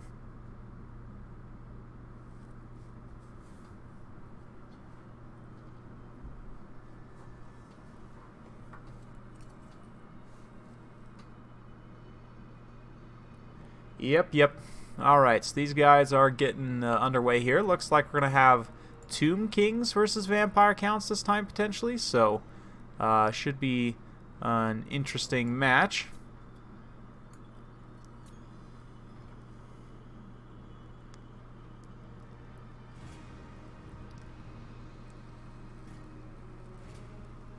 This has been another one that's been historically relatively interesting. I mean, I could Aristo. I guess I could, but that would require me doing more than like 3 clicks. I don't know if I can handle that right now, so.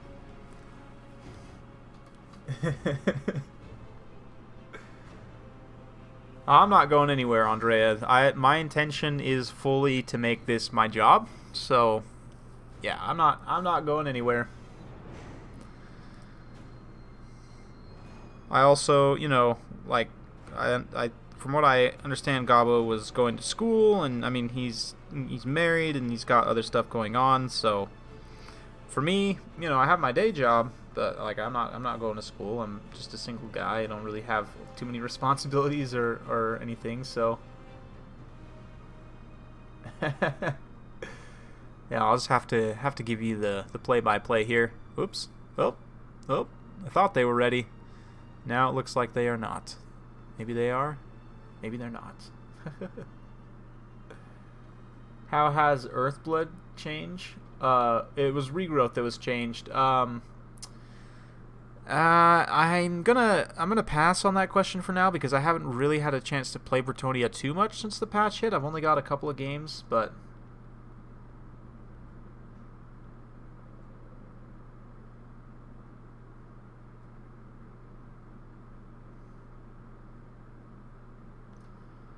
so, I mean, just looking at it on paper, the only real... I mean, obviously, the physical resistance thing is a bit of a bummer for some units, but the perfect vigor of, like, Grail Knights, for example, means that regrowth is going to be a lot less effective on them. I mean, granted, a lot of people don't like that perfect vigor thing to begin with, so, you know, there's a bit of give and take there, but, yeah. Yeah, oh yeah, Alariel, her Earthblood now costs 6 Winds of Magic, even if you take her item. That used to reduce the cost of it. I think it still does in campaign, if I'm not mistaken, but in multiplayer it's 6 Winds of Magic for her now. So, yep. And for some reason, they also felt the need to debuff her melee attack, even though it was her melee defense that's really the issue. I don't get it, but whatever.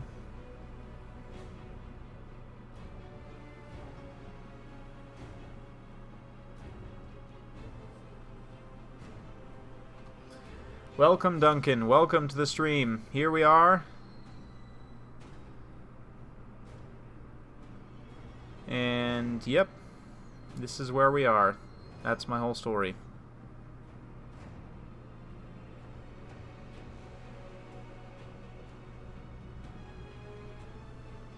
Alright, so, looks like we are going to the next one. So we'll switch back over here as they load in. Well, Thomas, if you watch my, if you go to my channel and, like, on my channel you search how to read stats, you'll find a video where I talk a bit about that. That video is like 30 minutes long, but there is a section in there where I go over Vigor. And what stats it affects. If you go to Total War Warhammer stats, you can actually see like what stats will degrade and by how much when your units get tired. So anyway, let's get to the builds here. Oh boy, we've got Cetra on the Chariot, folks. 100 charge bonus, massive armor piercing weapon damage, flaming and magic attacks. We're in for a fun time. Double Necrotect as well. Got some Skeleton Warriors, some Ushabti Great Bows, Chosen of the Gods, and regular Ushabti Great Bows. We've got some Skeleton Spears, the Scorpion Legion, actually. Looks like a Regiment of Renown, Sphinx of Usek as well. Again, flaming magic damage. And, yeah, a couple Tomb Guard with Halberds. Relatively straightforward army for Soothsayers... counts here. We've got some Skeleton Warriors, Graveguard, a couple units of Blood Knights. Big fan of these guys in this matchup. They do great against Tomb King's infantry, and of course will help against those pesky constructs as well. We've also got Red Duck once again. Oh no, just kidding. This is a generic Blood Dragon, not even the Red Duck. Where are you going? Where are you going? So yeah. We've seen this guy once before already, but just as a quick reminder, he's got, let's see here, Heart Piercing for Armor Sundering and additional charge bonus, and Armor Piercing for himself, Helm of Discord for Area of Effect melee stat debuff, Undeath Resurgent, Invocation of Nehek, Raise Dead, Dragon Breath, and the Honor or Death, which is a self-ward save, Terrorgeist as well. That's pretty much it, so... Relatively straightforward build. Looks like the Ushabti going to be right off the bat targeting the Graveguard, which is a pretty solid pick, and doing some solid damage there. Taking down only one unit model so far, but still. They're going to be switching fire over onto the Terrorgeist. And, ooh, this is risky. This is risking it for the biscuit here. And I think this is exactly what Scribble wants, is for the Terrorgeist to try and dive Cetra here. But... That is going to not take too much damage there. Ushabti Greatbows, yes, this is an excellent target for them to fire at. The Blood Knights, probably going to be one of the best targets for them to fire at. High value, also has a large footprint, unlike these single entity, flyers here. But Sphinx of Usek, oh man, getting caught out like this is potentially going to be really bad. The Helm of Discord going down, debuffing its melee stats. This is going to allow some, armor piercing. Oh man, the Restore going down, trying to keep it healed. But that does mean the Blood Knights are going to be taking a lot of damage from those Ushabti Greatbows. I'm surprised not to see Incantation of Protection. Yep, there's the Incantation of Protection now, but still, the Sphinx of Usek just taking so much damage here, getting caught out like that. Big, big mistake. And without the support, I mean, all of these, the Tomb Guard and everything needed to come try and support here, but with that Sphinx of Usek going down this early, I really don't think that Scribble can bring this back. The Restore trying to keep this thing alive with the Incantation of Protection and everything, but yeah, he's got to try and get back to his own lines here if he can. Nope, it's disintegrating now, so... Yep, Sphinx of Usek goes down, and the balance power actually hasn't tilted too far. The Blood Knights did end up taking a lot of damage, as did the Red Duke and the Terrorgeist, so was that trade worth it at the end of the day? It's hard to say, probably not. But Cetra's in big trouble now because the Blood Dragon and everything are going to be able to dive in without too many consequences here. There's not really any high mass units to try and bog them down or anything. And the Vampire Infantry also getting a really nice surround here as well, ripping through the Scorpion Legion there with the Breath Attack. And now there's not really much to protect the Greatbows here. So we'll see. I mean, the Tomb Guard with Halberds are here. They're going to have a hard time getting hits, though. And we'll see. Cetra, a little bit of a traffic jam here. Side charges the Red Duke and actually gets some pretty good damage done right there, all things considered. But, Tomb Kings, despite the loss of the Sphinx there, actually not doing too bad right now. The balanced power, at least, treating them as very even. But, yeah, man, that Necro Sphinx got gooned super hard. And, the flaming armor piercing damage from Cetra definitely will help. Again, kind of awkward to charge a chariot into other single entities, but the Blood Dragon comes down, gets a couple of really good hits there. Incantation Protection very nicely, though, being used on Cetra to help mitigate some of that damage there. He turns around, charges again, the Blood Dragon Lord, but if the Sphinx of Usek had managed to stay alive long enough to support when the Tomb Kings got to this point, he could have probably beaten the Vampire Counts here. I mean, it's hard to say still, but, the Blood Knights can't really get into this pocket very easily to support the Blood Dragon and the Terrorgeist and everything, but at this point, it looks like Cetra's just about done for, and with Cetra being gone, that is going to spell the end for the Tomb Kings for certain, so a little bit of a rough initial bit there, getting that Sphinx caught out like that, but a very... veteran play by Tlaxlan Soothsayer, being aware and using the appropriate angles and everything to make sure he was able to isolate the Sphinx there, using those Blood Knights in particular to block its pathing, was a very, very good play there, so...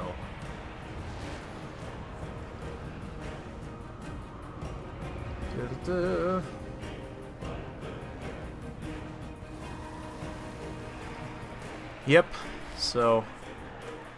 At this point, it's mostly just a Necrotech supporting leadership, but it's just a matter of time before the rest of these units crumble away. So, fun battle. Well played to both players. Tlaxlan Soothsayer is going to take a victory there. So, we've seen 1-1. I'm not sure if there was already a win in the series before we joined, but that might be the end of that particular series. I'm not 100% sure, so...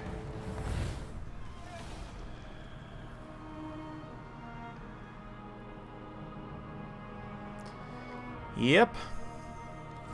It's going to be a victory for the Counts. And, yeah. I believe...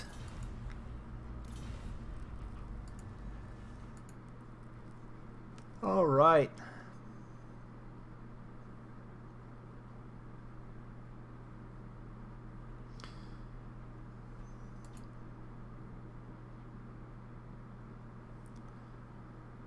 Alright, so Tlax and Soothsayer are going to be going with the Empire now. Excellent. I'm sure you guys have all been clamoring for some Empire games, in my channel in particular. So, here we are. Tlax and Soothsayer at the helm, so definitely in for a good time.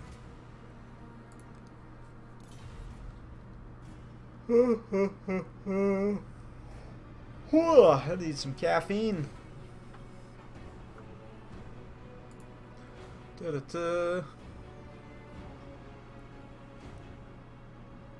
I don't know. I would actually say that Wood Elves are, in terms of their ceiling, are like right there with the Dark Elves and the High Elves. But what I will say about the Wood Elves is their skill floor is a lot higher, meaning it's a lot easier to be decent with the Dark Elves and the High Elves, whereas it's a lot harder to even be decent with the Wood Elves. But if you're good with the Wood Elves, you can take on almost any army in the game without too much issues. So I would say the High Elves are the best out of all of the Elves. They have the most tools. You know, you have some insanely powerful units. I mean, they are kind of linear and limited in what they can do, but at the same time, like, looking at it, you know, just objectively, I really don't see any matchup where they struggle. Maybe the Empire would be a hard matchup for them. That would be the only one, and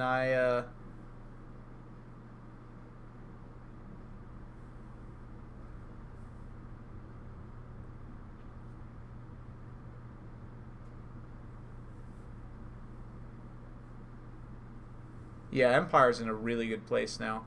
Empire might be the hardest matchup for the High Elves, but just for me, looking at it, once you have like a basic knowledge of the High Elves units and roster, you can build for most matchups without too much issues. But do they? Previously, Aristo, I had known that matchup was very much in favor of the High Elves, but with some of the new tools the Vampire accounts got access to, I could see how that could potentially change. You know, especially the Von Karstein Lord basically helping against Star Dragons is what I see helping, but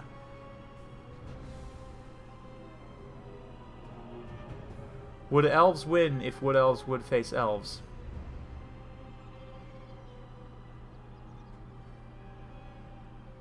I personally have some some Vampire Counts builds that can give most High Elf builds some fits. But anyway, let's go ahead and switch back over to the main screen here, and we'll get to the army composition. So, for the Tomb Kings, for Scribble, Arkan the Black on the chariot this time. We've got some Necropolis Knights with halberds, couple Tomb Scorpions, whole bunch of spears, a couple Tomb Guard with the Kepler Guard, 3 skeleton archers, Chosen of the Gods. For the Empire, whole bunch of state troops. We've got spearmen, swordsmen, some Tattersouls as well. Sigmar's Sons in here, yep. Karl Franz up on Death Claw. We've got Demigryph Knights, and a Jade Wizard. No Warrior Priest supporting those demis, interestingly enough, which I personally, especially in this matchup, even if you just take the Flaming Banner, I mean, giving flaming attacks to these Demigryph Knights just means that they'll be able to take down particularly Tomb King's characters that much more quickly. And of course the Hammer of Sigmar, also an excellent buff for Demigryph Knights, but Tlax and Soothsayer choosing to go a bit wider instead with more infantry and 3 units of Demigryph Knights, another unit of demis over on the far side here. So should be a very interesting game. I'm very much looking forward to seeing how this in particular shakes out, but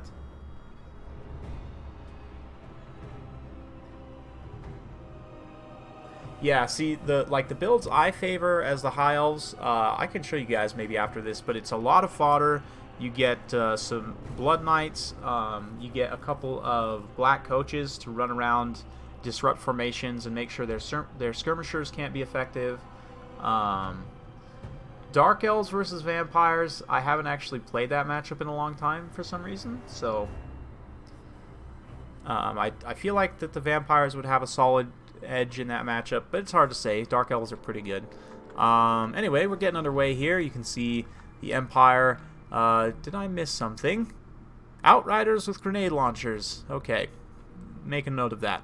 But you can see the both forces kind of pushing forward here. The Tomb Kings, obviously, with their relatively narrow army, are going to be trying to take an engagement using this terrain to kind of help block one of their flanks, potentially, and maybe the jungle to block the other flank.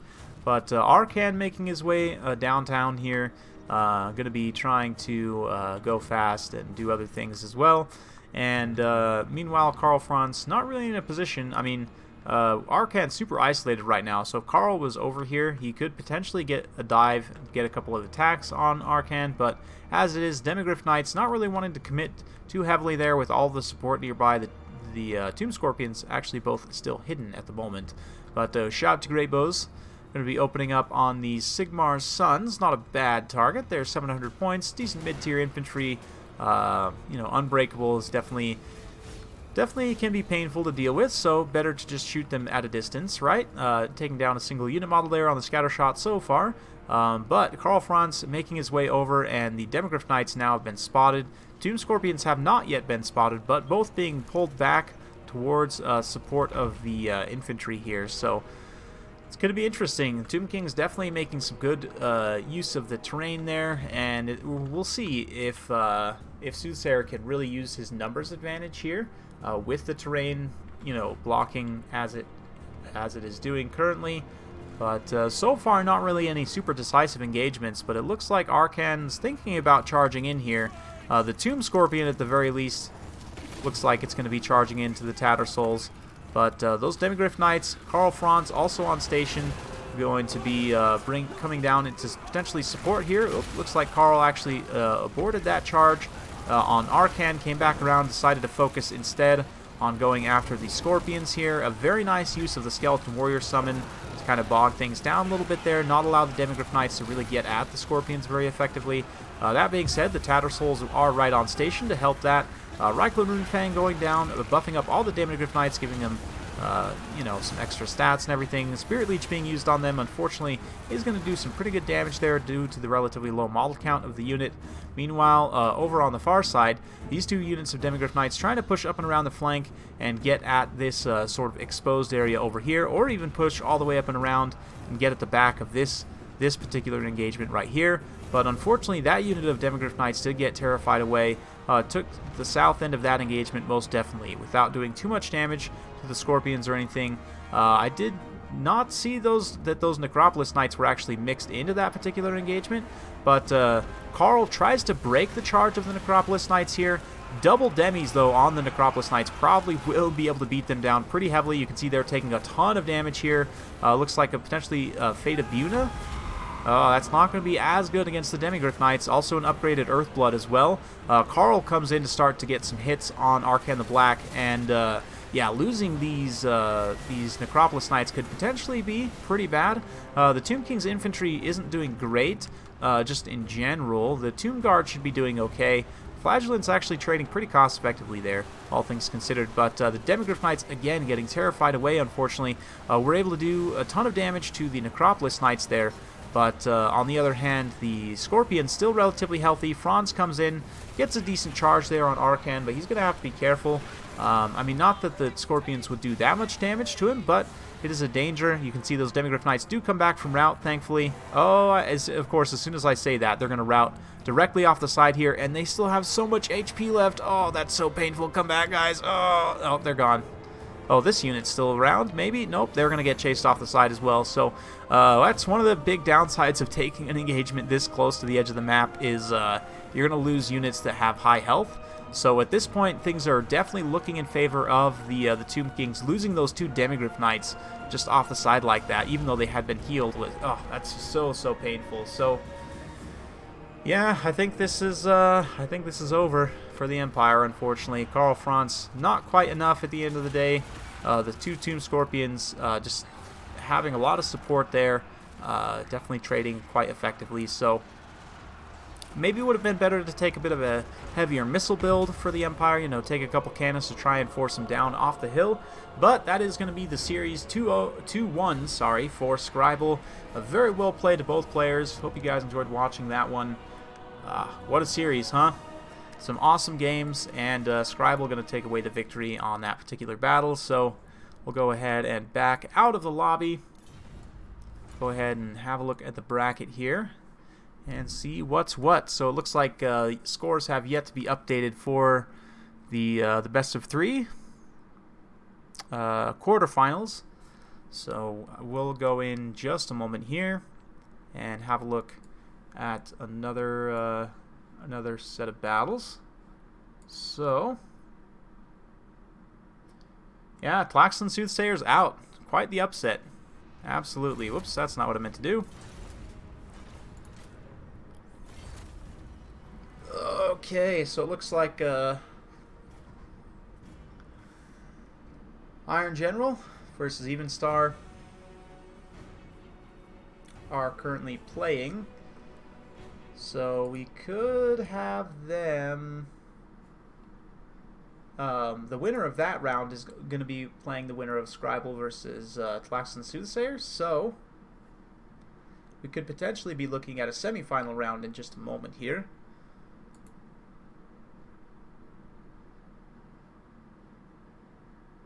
Yeah, Sooth made a couple of errors that seemed kind of out of character for him, but yeah, we all have those days.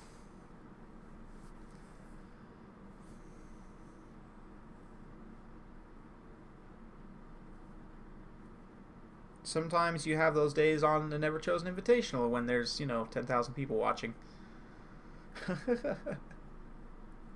Anyway. So, yeah, we're going to go ahead and just update this one more time.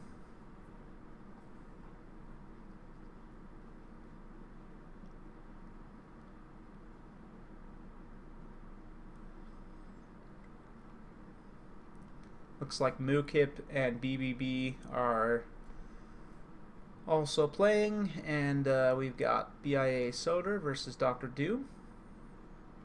Interesting. Very, very interesting.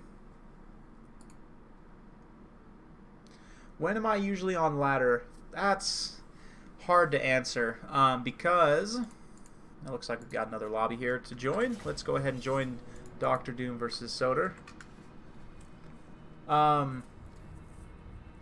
Typically, Sunday, Monday, Tuesday are the days when I am most likely to be on ladder at a given time.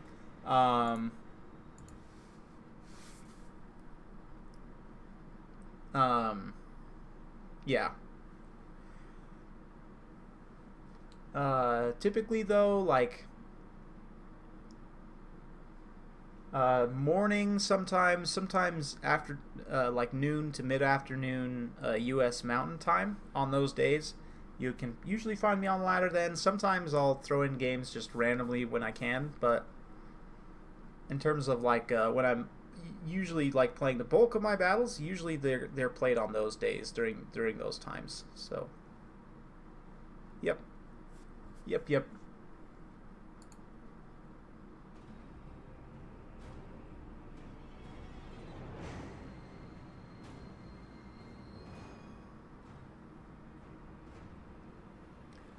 Alright, looks like these guys are getting underway.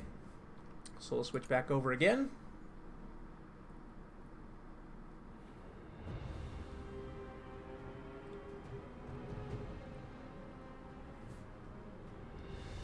See you, Aristo. Thanks for coming out. I actually don't know that I'm going to be casting the final. I'm already getting pretty tired.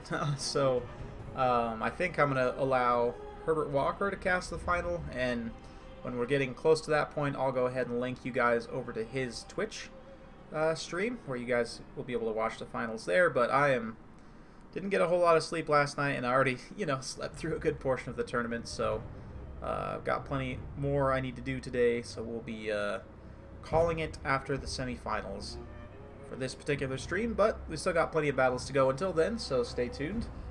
We're not going anywhere right now.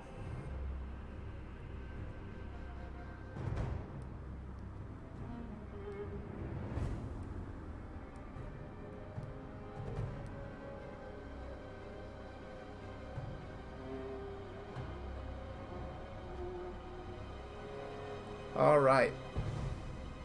Getting loaded in. Quick, someone donate. If any of you guys have been using the PayPal donation in the link below, I greatly appreciate it. I don't actually have Streamlabs to set up to give me a notification when you do, so I won't know until I check my PayPal later. But, yeah, it's also much appreciated. I will notice it immediately if you do it in the YouTube Super Chat, but technically I do get a better cut from PayPal, so yeah. Anyway, going to the builds here. For the Tomb Kings, we've got a Tomb King up on a Sphinx there. Also got a Lich Priest, Lore of Death, very interesting. Super wide build, lots of Tomb Guard, Skeleton Warriors, Nehekara Horsemen, Skeleton Chariot. We've got, yeah, a couple of Carrion as well. Good stuff. For the Wood Elves here, looks like a Glady. We've got a front line of Dryads, second line of Glade Guards, or sorry, Eternal Guards with shields, and then 3 units of Waywatchers for that heavy missile damage. Sisters of Thorn, more Sisters of Thorn, and that's it. I like that Wood Elf build quite a bit, relatively straightforward. Oh, Vlad is telling me to tell people to hit the like button and smash the subscribe and bell thingy, and I don't know. Is that am I doing it right? Am I YouTubing? Oh man, I love Glacial Lake too, especially when both armies go with heavy rush builds. Just get straight to the fun. Why wait? You know, why wait? But this Tomb King's in a bit of a dangerous situation though, because of all those Waywatchers on the field. They're going to be definitely wanting to focus on him, or else on the chariots, or else on, you know, just something expensive and high value. Looks like the Sisters of Thorn are going to be dropping some javelins on the Carrion right off the bat. No surprises there. Glady kind of running around assessing the situation. Ooh, this is potentially very bad for the Nehekara Horsemen. Ooh, Sisters of Thorn, are they just going to go straight in? They are. I'm curious to see how this goes, actually. Sisters of Thorn are not really meant to be a melee unit, but if they were to... it probably should have self-buffed with the Shield of Thorns there. Because it would give them extra physical resistance and weapon damage, but nonetheless, the rest of the battle is getting underway. You can see the chariots pushing through over on this side. The Tomb King did get netted there and is getting focused by the Waywatchers, taking a ton of damage.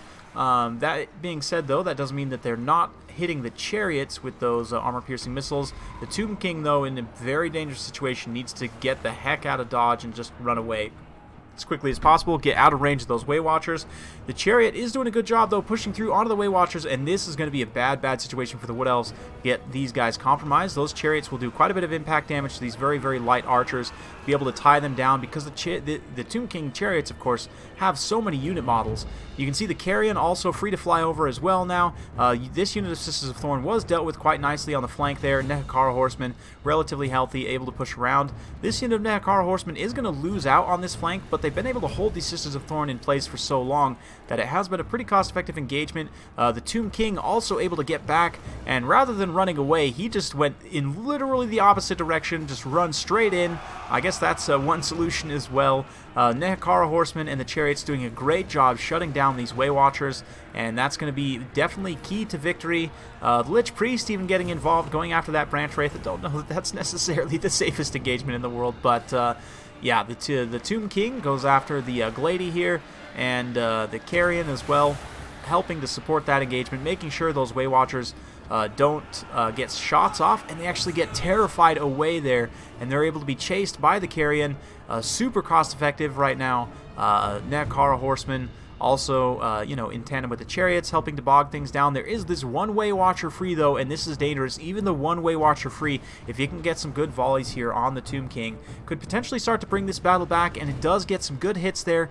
We need some Chariots or some Nehekara Horsemen ASAP to come try and clean these guys up. There's some Tomb Guard here forcing them, you know, out of position, but the Tomb Guard are not fast enough to really stop these guys from effectively firing, or, you know, be able to, like, knock over unit models or anything. The Tomb King has been netted, so, oh man, it's getting super close. He's very low on HP, probably going to crumble away at any minute now, and that might bring the Bounce Power Pack, although things have shifted pretty heavily against the Wood Elves, and now The Tomb King Chariots also getting in on this other critical group of Way Watchers. The Tomb Guard able to get on there as a result of the Chariots as well. Finish them off, and that is going to be GG for the Wood Elves. So almost the Wood Elves were able to finish off that Tomb King, and maybe they would have been able to bring it back. But at that point, things were pretty far gone anyway, and some really excellent play by the Tomb King's player there, using the mobile tools that the Tomb Kings have access to,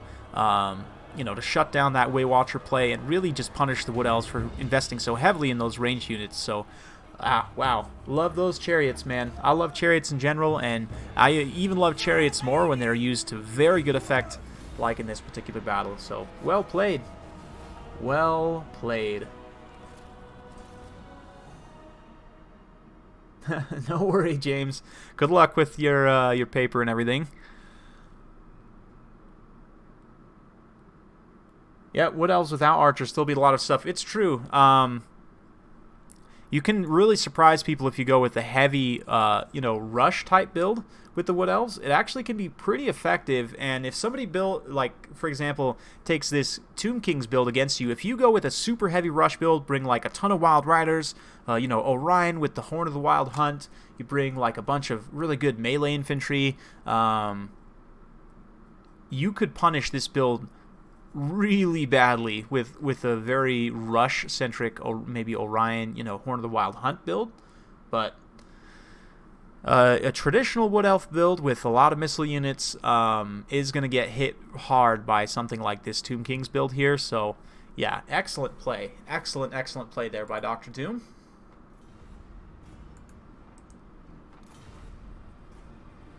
Nekar Horseman, super underrated unit. Did very well there. So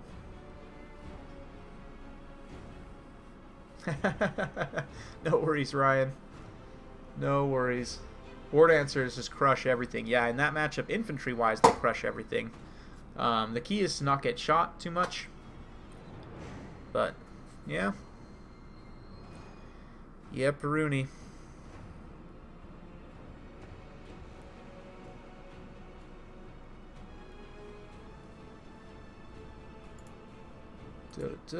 People are talking to me.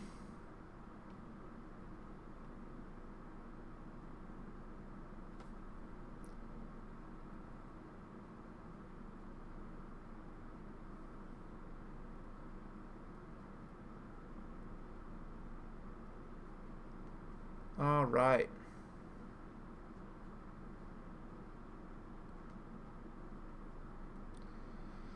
Like Shetland's just coordinating some things there. Do I have a preference between semi-final games? Not particularly. Scribble versus either Evenstar or Iron General, or BBB versus one of these two. I'm fine with either. I don't really care either way. So.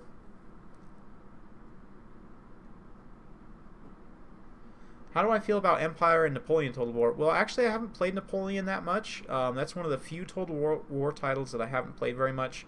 Empire, that game has some serious issues. But it's also super fun. Like, one of my favorite Total War games for a number of different reasons. Planning on making a video, actually, about that game in particular soon. Because it kind of relates to Total War Warhammer 3 in a way. But yeah, I love the Gunpowder Total Wars, for sure. Fall of the Samurai 2 for Shogun, one of my favorite campaigns of all time. I think that's up there with your Age of Charlemagne, or, like Three Kingdoms in terms of, or sorry, not Three Kingdoms, the medieval, let's see, out of the ones there, probably the Teutonic Order campaign was the best. But yeah, I love Gunpowder Total Wars. If you guys couldn't tell by all the Gunpowder builds I run with, Empire and, now Vampire Coast and everything, so, yep. Yep.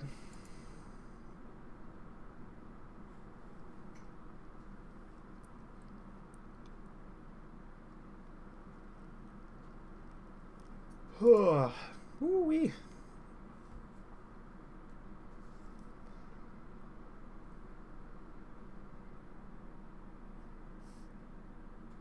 Thanks again all for coming out. I will be right back in just a second.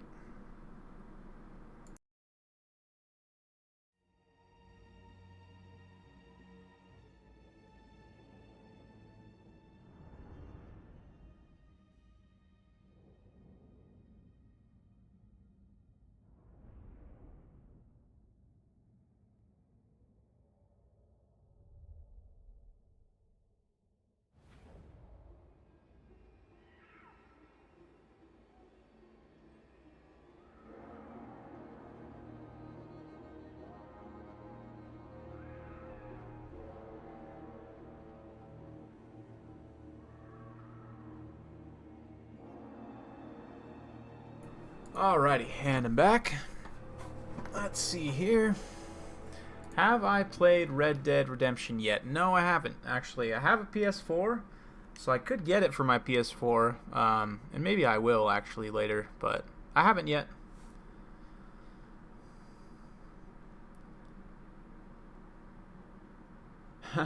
Yeah, just pretend it's Napoleon. Bring a ton of missile units. I want to, once the Skaven get their DLC and they can participate in a more meaningful way, do a all gunpowder, or in the case of Skaven, it would be like warp lightning units, or, you know, like the flamers and stuff.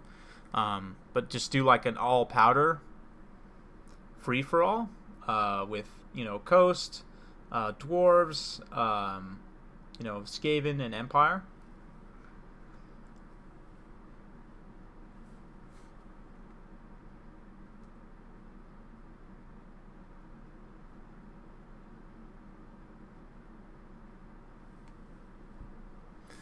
Alright, these guys are loaded in, so let's switch this back over and have a look at the builds here. So, for Dr. Doom's vampire counts, he's got Von Karstein, Vampire Lord. He's got some Vargeist, Vampire Lord of Shadows, Terrorgeist. He's got Graveguard, Skelly Warriors, some Bats.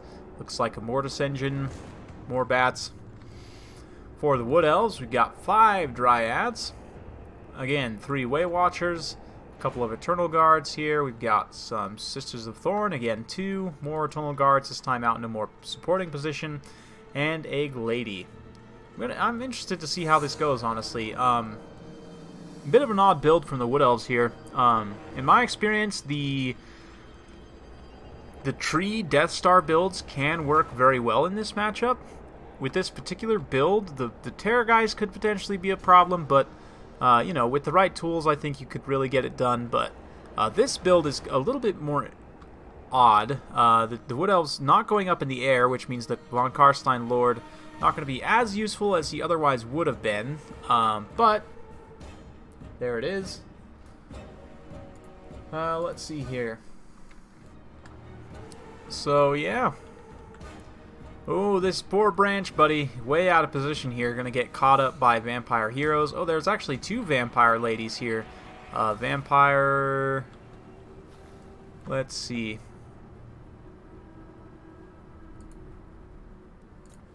Let's see here. Yeah, Lore of Death and Lore of Shadows. Very interesting. So, the Von Karstein Lord gets netted there, but this Branch Wraith, unfortunately, just in a really bad situation. But, oh man, speaking of bad situation, the Way Watchers just unloading on this Von Karstein Lord here, and one more volley should finish him off. Oh, yeah, he's done. He is gone. Oh, that's bad for the vampires. That is... Oh, that hurts. That hurts my soul. Not really. Vampires taking a huge loss there, losing their lord right out of the gates. This is going to be bad. The Dryads will definitely lose to Graveguard in the front line here, but at the same time, they should be able to hold out for a reasonable amount of time here as they start to focus down some of these other high-value targets. Yeah, these bats are going to try and come bog down the Way Watchers, but it's too late. It's way too late. The Vampire Lord's gone, and without their leadership, the Vampires are going to struggle here. That being said, Vargeist are pushing through. I'm going to try and get on some of these archers here, but, you know, this unit of Sisters of Thorn able to kind of protect. We've got this other unit of Sisters of Thorn as well, pitching in their javelins. So, yeah, for all intents and purposes, this battle is pretty much over for the Vampire counts. And it does look like that Soder's going to be taking this battle. Based on what we've seen so far, unless something changes dramatically, but I don't see anything that really has the power to make that much of a dramatic change. The Mortis engine kind of being left out for now. Obviously, he's probably worried about the Way Watchers, but turns out he should have been worried about his Lord. Oh man, that was rough. That was rough. Terrorgeist now getting the similar treatment, and yeah, it's just not great. I mean, these two vampire ladies can kind of hold up the leadership of the undead faction a little bit here, so we'll see. Maybe the Mortis engine can start to bring things back here, but once that Terrorgeist is gone, then the Way Watchers can start to focus on the Mortis engine. Yep, here it goes, and that will just get absolutely nuked as well in a handful of volleys, so I definitely see why Soder goes for the 3 Way Watcher build. It's just, it does so much damage if you can get a solid couple volleys on there. You know, that being said, we definitely saw how it can be risky in the last game if you get compromised by a very heavy rush build, but unfortunately, the vampire accounts planning probably more for an air dominance match. I know sometimes this matchup can kind of devolve into a situation where you have like eagles and hawk riders and dragons just duking it out up in the air, and it's just horrible to watch. But the Wood Elf player kind of countering that quite nicely. You know, countering the expectations there. Not honestly changing their army that much from the last matchup, just more or less sticking to the course here. And ended up being an excellent counter. That Terrorgeist goes down. The Vampire Lady's next on the list. She's getting nuked. And with that, it's critical army losses. And the Vampires will simply disappear. Yep, sniped. Classic sniped. Classic snipe. Yep, you always got to be careful of the snipe against the Wood Elves. Especially when you've got a faction which relies on its lords for everything almost. So well played, well played. So that's gonna, I believe, bring us to 1-1, unless they had already played a match before I got into the lobby, but I believe they have one more, if I'm not mistaken. So yep, flipped upside down and thrown in a dumpster, pretty much. Pretty much.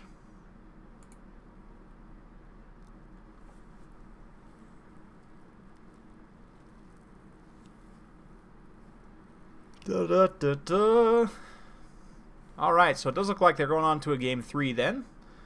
Neato. I always love series that are nice and back and forth like this. Locked in a porta potty? Oh god, and rolled down a hill. Oh man, that sounds awful. That sounds like the worst. But pretty much that's just what happened to the Von Karstein Lord there.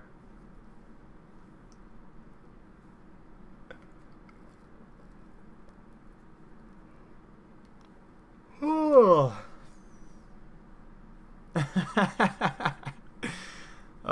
Queek. You're right, though.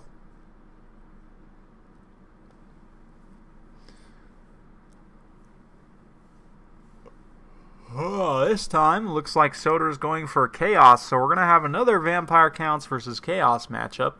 Last time we saw this, Flaxland Soothsayer made a rule break, and then on the refight, the Chaos forces ended up taking that quite handily. So we'll see. We'll see how this particular one goes.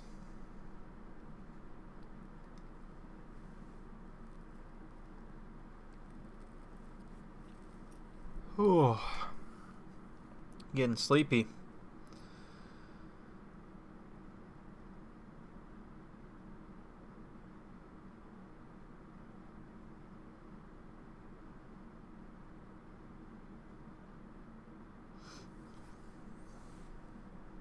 So this match is going to be utter chaos. You could say that.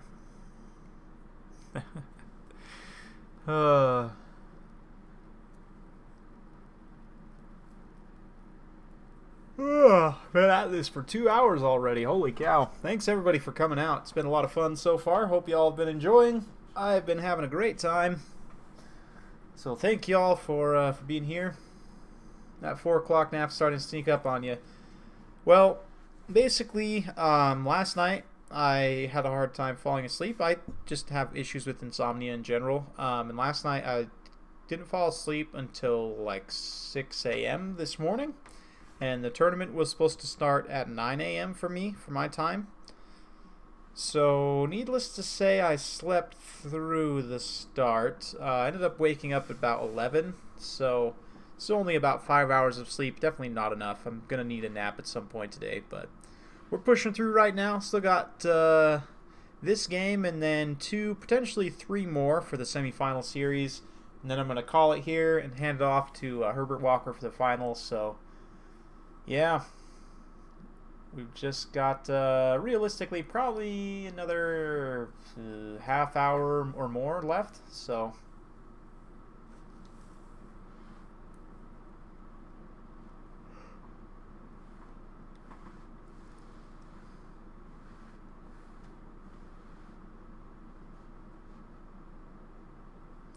Hey, Master Max, good to see you. Welcome, welcome. I think these guys are just about ready. One of them's ready. The other one likely just about there.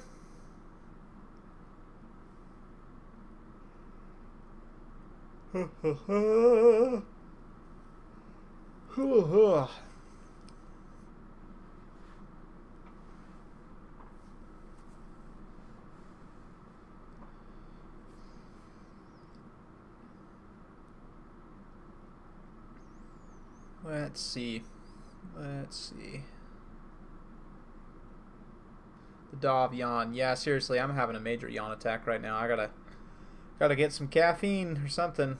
Fortunately, I don't have any caffeine in the house right now, so have to step out for that. So we're gonna just hold off.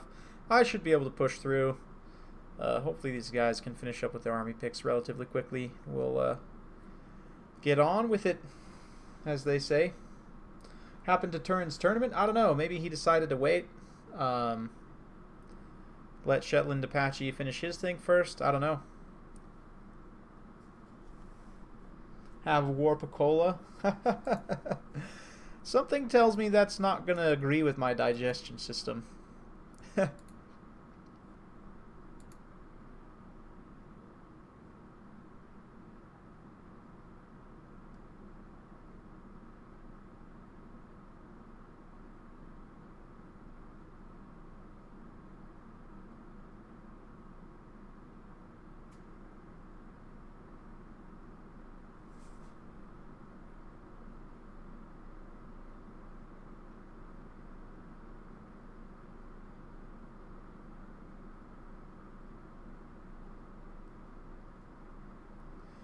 Alright. People talking to me on Discord right now. Do they not realize I am casting?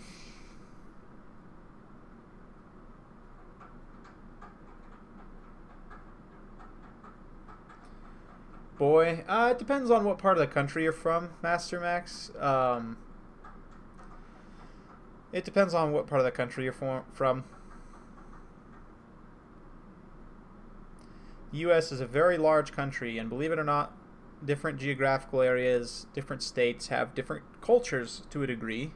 And so, like, from the South, yeah, that I could see, especially if you, like, a man saying that to another man, that I could see how that would be construed as disrespectful. Yeah. Yeah, from North Carolina. Yeah, that makes sense. The South is very much more... Oh, what's the right way to put it? They have a lot more emphasis on etiquette, I would say, than other parts of the country do. They tend to be a lot more polite and so on.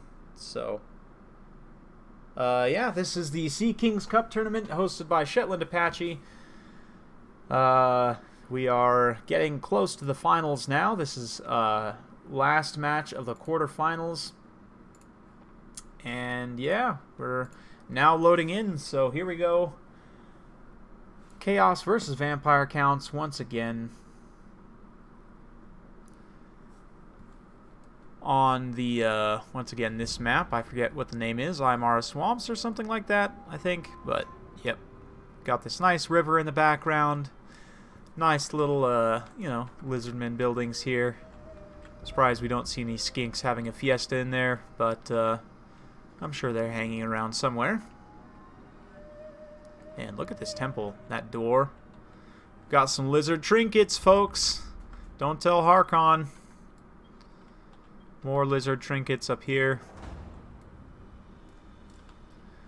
So, yep. Do some push-ups, keep you awake. Yeah, no, seriously, I think in between the next rounds, I'm gonna run out to my car real quick and maybe grab a drink of water, and maybe getting up and I have some water bottles in my car that I want to grab. But yeah, maybe getting up and moving for a second will kind of help wake me up a little bit. But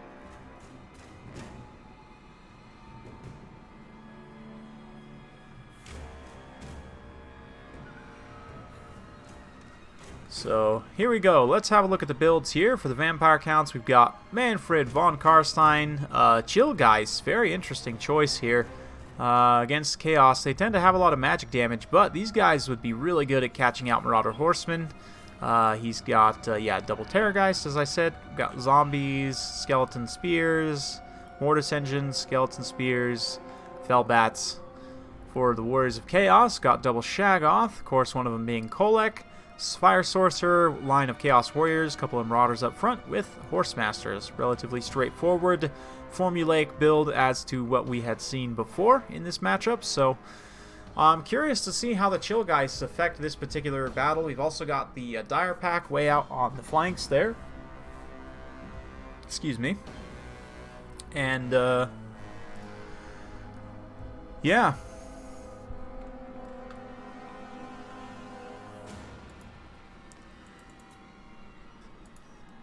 Looks like these guys are pretty much ready. And the Chillgeists, I think, are an interesting pick here. And I say that Chaos has a lot of fire damage. The Fire Sorcerer does have Flaming Sword of Ruin, which gives magic and fire damage to, I believe it's both missile and melee. I want to say that it applies both effects to both missile and melee.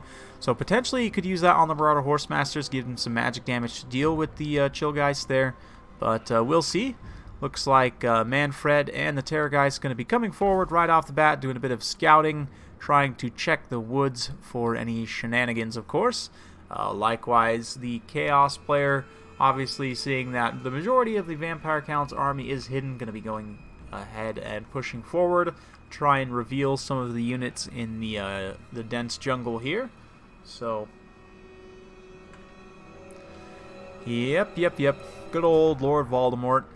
Up in the air, trolling around, doing his thing. Haven't actually discovered any of the units that are in the woods yet, which is interesting. But Terrorgeist and some other units definitely checking around, you know, just making sure to spread the field a little bit. The Chillgeists do come into range there, and let's see if they countercharge. The Chaos player has not discovered the Fire Sorcerer yet, so... Oh, Dance Macabre for some extra speed there. Risking it for the biscuit here, just going straight in. Nope, decide at the last second to pull away there. And maybe they're going to come back around for a second charge on the Shaggoth, but a Spirit Leech going down on Kolek. That is going to do a little bit of damage. Spirit Leech has been heavily nerfed over successive patches, and it honestly doesn't do that much damage now, especially if they end up resisting most of the ticks, as it looks like Kolek did there. It did hardly any damage to him at all. Don't even know that was worth the Winds of Magic, but... He did discover the Fire Sorcerer here, so he knows now that there is some magic damage on the table to counter those Chillgeists here. You can see the Chaos player staying patient, trying to use the Javelins here to good effect. Not really getting super solid contact yet on that Terrorgeist in particular.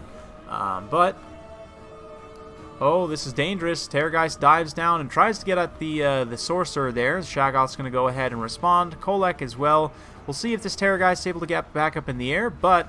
Of course, with the overcommitment here, that does mean that potentially some other units are going to try and get in, get at the Sorcerer. Looks like a Spirit Leech going down on him as well. Again, resisting most of the ticks there means that he's not actually going to take that much damage at the end of the day.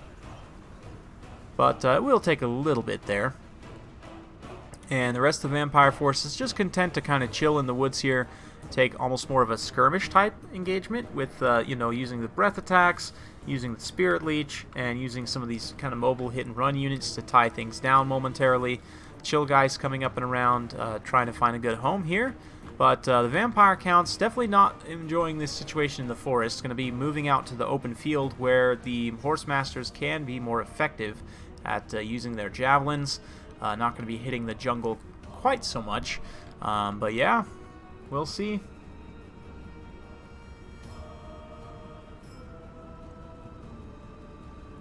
I am mountain time for any of those curious. So for me, it is 1:49 p.m. currently. Javelins are getting into an effective position here. Got some really good volleys there on Manfred. Unfortunately, Manfred can't heal that damage up. But another Spirit Leech going down. Ooh, looks like maybe a Fireball going on Manfred. As another Breath attack goes down from the Terrorgeist as well. Maybe. Actually using the Terrorgeist instead on the Horse Masters there. The Horse Masters could open up and get some really good damage done on this Terrorgeist right now if he issued an attack order. But it looks like, unfortunately, they're not on fire at will. They don't have an attack order on that Terrorgeist, so the opportunity are going to be a little bit lost there to get some good damage done on that Terrorgeist that was just chilling there. Speaking of chilling, the Chill Geist definitely chilling these Marauders to the bone here. And they're going to be getting in here and messing these guys up pretty well. Manfred comes down as well. Bit of an escalation. I'm not sure that you really need to bring this much power down. But at the very least, the Terror will kick in. The Hounds and stuff are going to eat up this unit of Horse Masters. So that's pretty good. You know, catching a unit all exposed like that. This Fire Sorcerer as well is in a big, you know, big danger.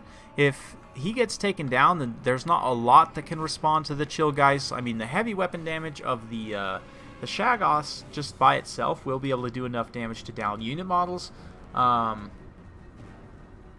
Yeah. Yep, so we'll see. Chaos player just realizing he needs to push forward here and try and find the rest of the vampire forces and force, you know, force their ground forces away. Those Chill guys, man, they're going to be a big, big danger, certainly. And the loss of the Fire Sorcerer means they're going to be able to run around with more or less impunity and kind of hit whatever targets they want. Looks like tried to get one last Fireball off before the Sorcerer routed, but unfortunately, it looks like he's done for. So, unfortunate situation. That is going to pull the Vampire Counts ahead on the bounce power a little bit. Not the most exciting game in the world, but Vampire Counts definitely playing it very safe at this point, trying to finish things off, so...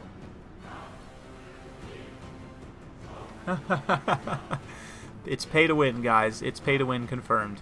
But Javelins trying to secure here. Ooh, getting super separated from the Shaggoths is dangerous because then all these big Stompies will try and come down. But that being said, the big Stompies might just try and come down anyway, just straight in. You know, with the Chill guys not really having to worry about the magic damage now, they can come in and support this engagement. And they'll clear out the Horse Masters very quickly and then allow the Terrorgeist and Manfred to isolate the Shaggoths here. So you can see the Chaos player trying to rally his forces back to this pitched engagement here, but it's really, I mean, at this point, it's not looking great, certainly, and the Terror is going to be an issue for the Horse Masters. Such an expensive unit to be terrified away like that, and then the Hounds and the Bats are just going to get more or less free damage on them and clean them up. The Terror guys here doing some solid damage to Kolek. The other Terror guys taking a beating, but the Chill guys are going to get in here, start to get some decent armor-piercing damage as well. I'd really like to see an Overcast Dance Macabre hit this entire pocket and buff them all up with some extra melee attack, but not sure the Winds of Magic are there at the moment. The Mortis Engine comes forward to start draining some of these troops, and you can see how Kolek and the Shaggoth are trying to push through, but the mass of the Chill Geist here is not really allowing them. There's also a Terrorgeist in here as well, so just force pathing them through like this, trying to get the Mortis Engine, really not going to be able to get there, and they're just going to end up taking a whole lot of hits trying to force their way through. The Mortis Engine just, you know, might as well just come right into range and just allow them to be caught. But yeah, at this point, to all intents and purposes, battle is over for the Warriors of Chaos, so yeah. Yep, a few misplays there ended up costing him the Sorcerer, and at that point, you really didn't have a response for the Chill Geist. There wasn't any other units that really had magic attacks here, so yeah, it was going to be tricky at that point to keep things from getting terrified away. And you know, once Kolek and the other Shaggoth are isolated, then the Terrorgeist have a relatively easy time taking them out. There's that upgraded Dance Macabre I was looking for. Oh, just kidding. Invocation of the Heck. I mean, that works too. Healing, definitely always a good idea. But the Chill Guys, actually, their leadership's not doing great currently. But that being said, just don't see how Kolek and this other Shaggoth can take down all of this stuff. You know, the Mortis Engine in here draining away all the infantry. Granted, at a slower rate than it did previously, but it still does. And, yeah, Kolek routed off. That's going to put a dagger into the balance of power, and critical army losses are fast approaching for the Warriors of Chaos. Just a matter of time. Ooh, another nasty breath attack there. And, yep, looks like the Chaos player are going to concede. Victory for the Vampire Counts. So, with that, we're going to be moving on to the semifinals. So, go ahead and back out here. And, yeah.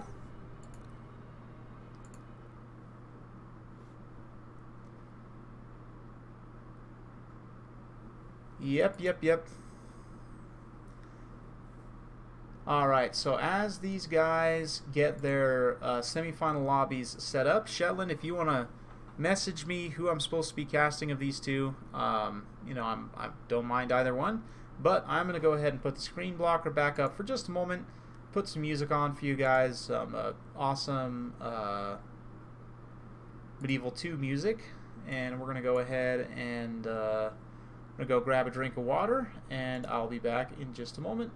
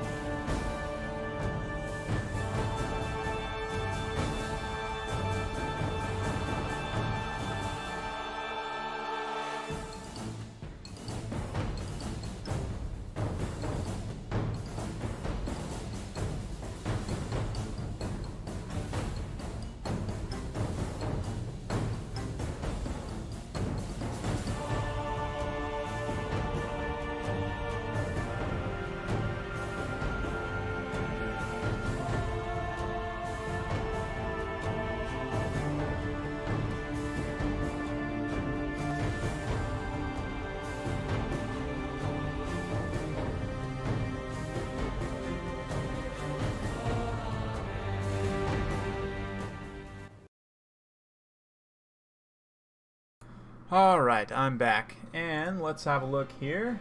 Lower bracket semis. Sure. That's going to be the other one. BBB versus... versus... Dr. Doom. So, as soon as they get that lobby up, I will be happy to join.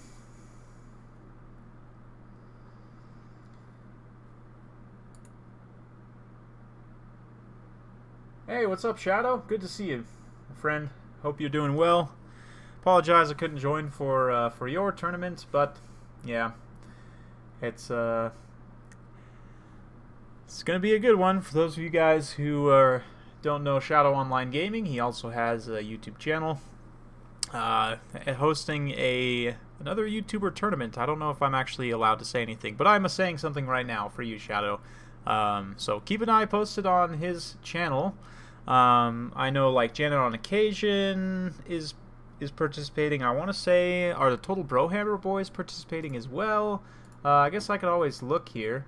You know, we've got Zardar. Yeah, it does look like Professor Pone, Wyvern, Shetland Apache himself even getting involved. So, yeah. Good stuff. And Shetland, if you're still around, I guess I could go here and let me quickly just do this, and we'll do this, and might need to actually add one of these two guys to be able to see the lobby, potentially. So let's see.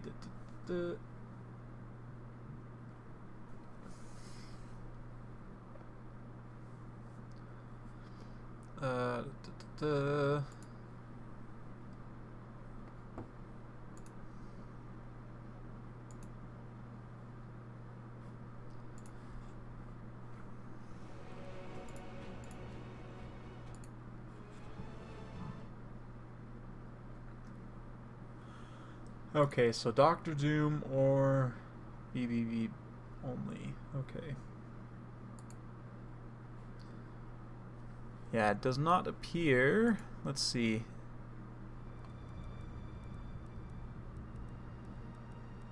Does not appear that I can see their games, so I'm gonna have to have one of them add me as a friend on Steam. So give me just a second, guys.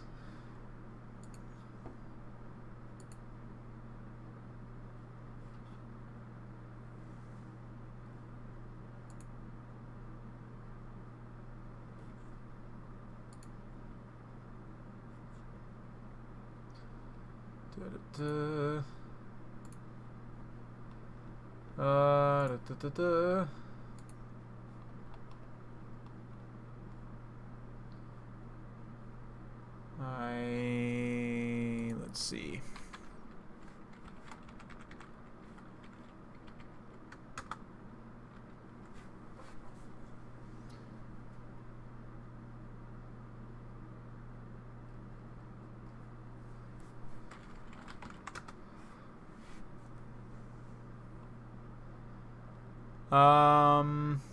So yeah, I am having a hard time finding one of those two that I'm supposed to be casting, and I can't see their game on the list. So if you're around, Shetland, if you could message them and tell them to add me on Steam or something, because right now I'm not able to actually see their games to be able to play or to cast. So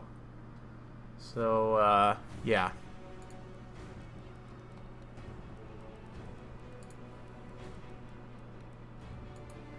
Maybe I can find the other one. I don't know. I don't see either of their Steam profiles on here as well. So,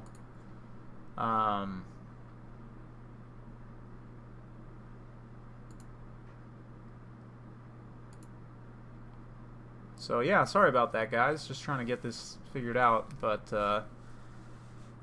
let's see.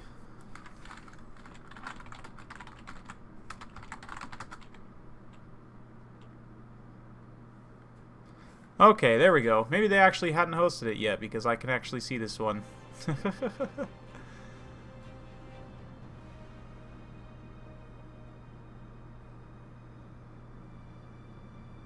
Okay. Here we go.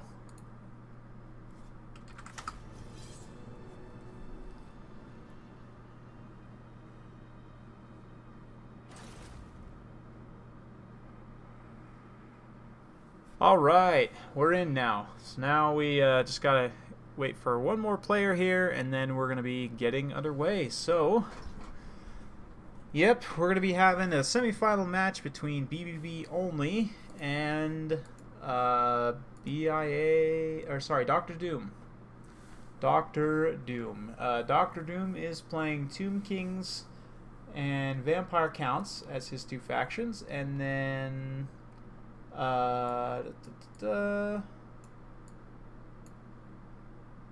BBB is playing Averlorn, and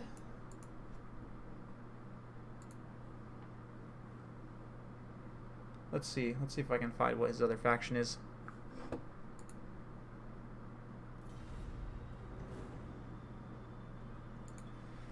Cool.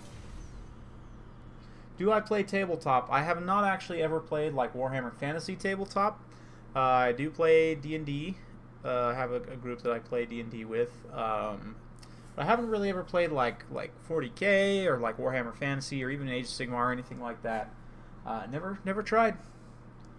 So I am thinking of getting into 40K. The new Orc Codex looks like a ton of fun. So yeah, I'm like super considering. I've been mulling around Thousand Suns for a while. Thousand Suns, I love the aesthetic of them. They seem pretty good on the tabletop. So Thousand Suns or else the Orcs would be the two armies that I'm most looking at right now. The new Orc Codex is just so fun though. I love how if your guys are next to a vehicle that gets destroyed, they can like pick up scrap and like make better armors for themselves out of it.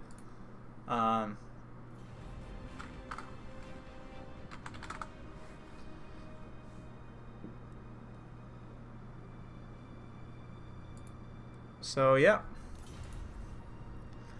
Yep.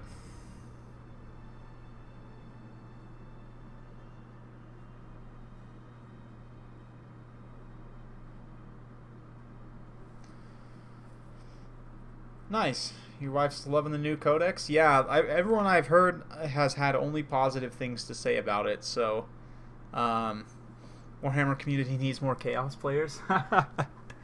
Yeah, Thousand Suns, if I were to play a Loyalist chapter, I would be playing Grey Knights, probably. Like, I don't know, for me, the Psyker thing just really appeals to me, so both Thousand Suns and Grey Knights kind of fit that.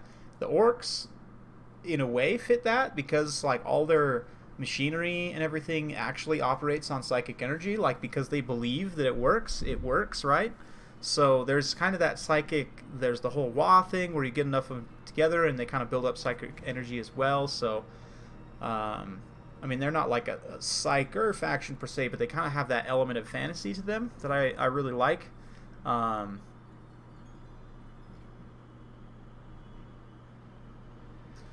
So yeah.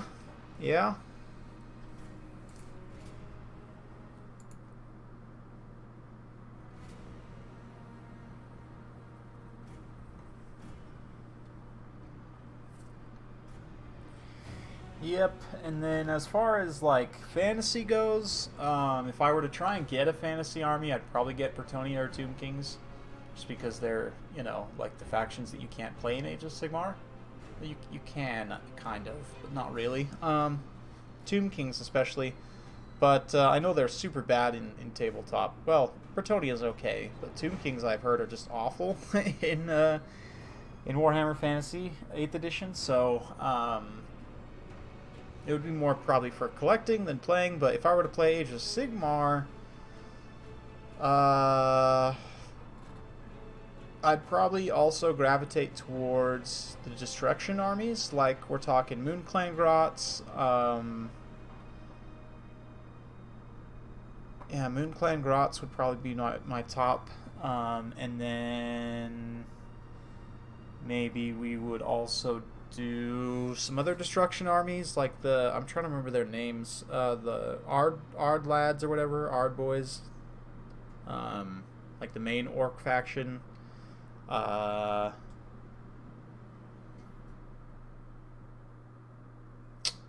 I think this is the wrong website for that, Fry Guy.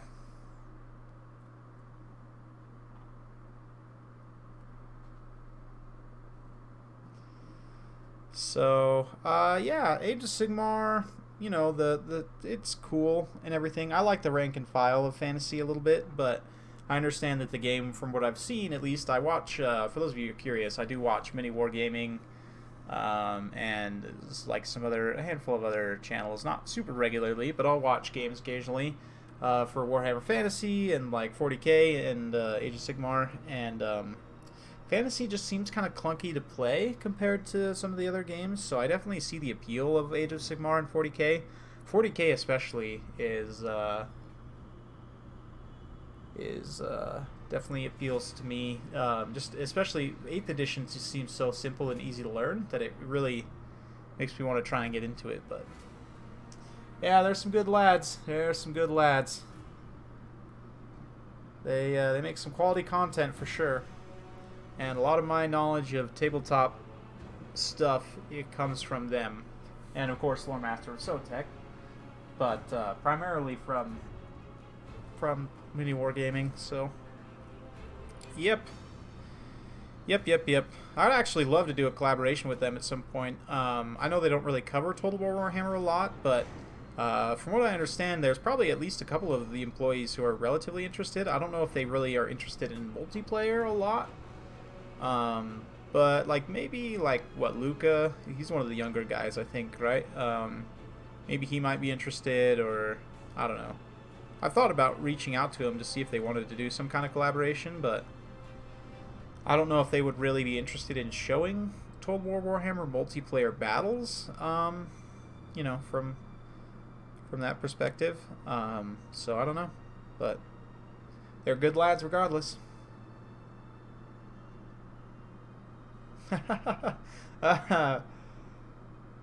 See you, Shadow. Take care.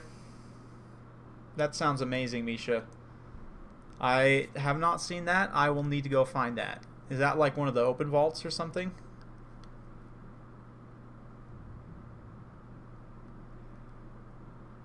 Huh. Fun.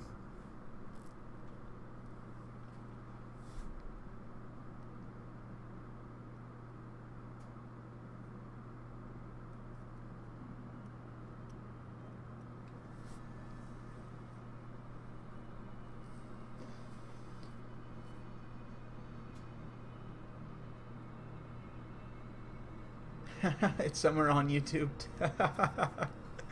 Oh, that sounds amazing. I'll have to have a look.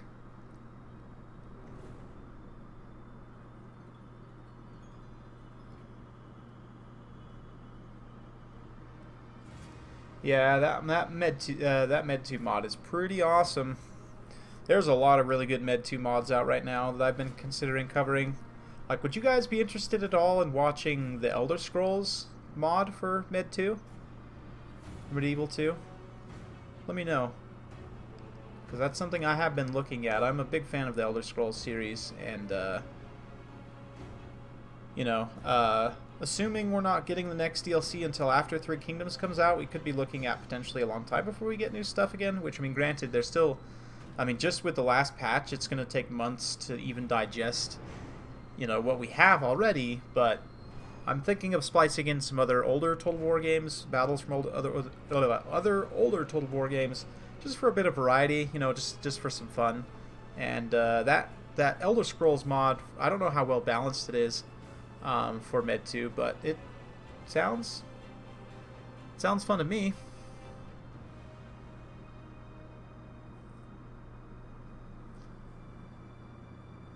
So, all right, we've got both players in now. People are picking their armies. Napoleon was super fun. I need to play Napoleon. I played Empire a lot, but I never really played Napoleon for whatever reason.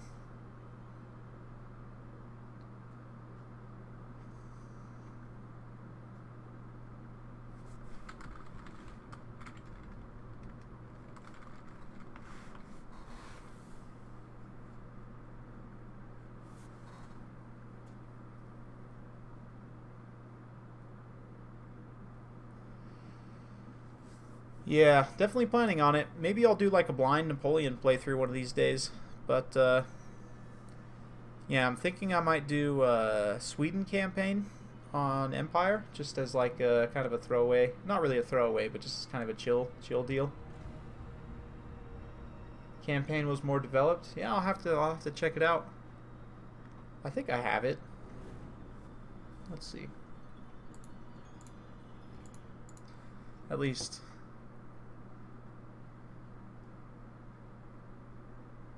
Maybe I don't. Interesting. Yeah, but yeah, like Bannerlord, even beyond other Total War games, I'm still going to be mixing in non Total War games. So like Fallout 76, we're going to be doing Bannerlord when that comes out. Blood Bowl, of course, will be swapped in occasionally.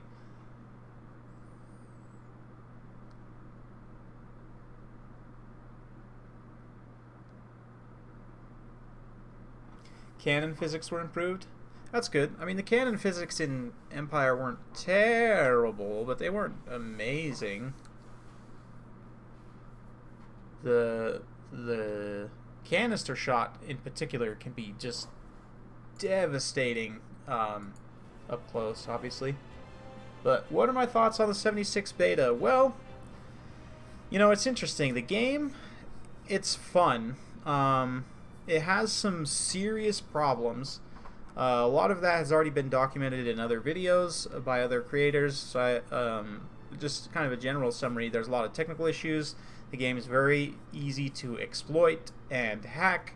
And assuming they're going to be fixing a lot of this over time, the game will continue to get better. I had fun. So, take from that what you will. There are definitely some things that I think are a bit of a drag.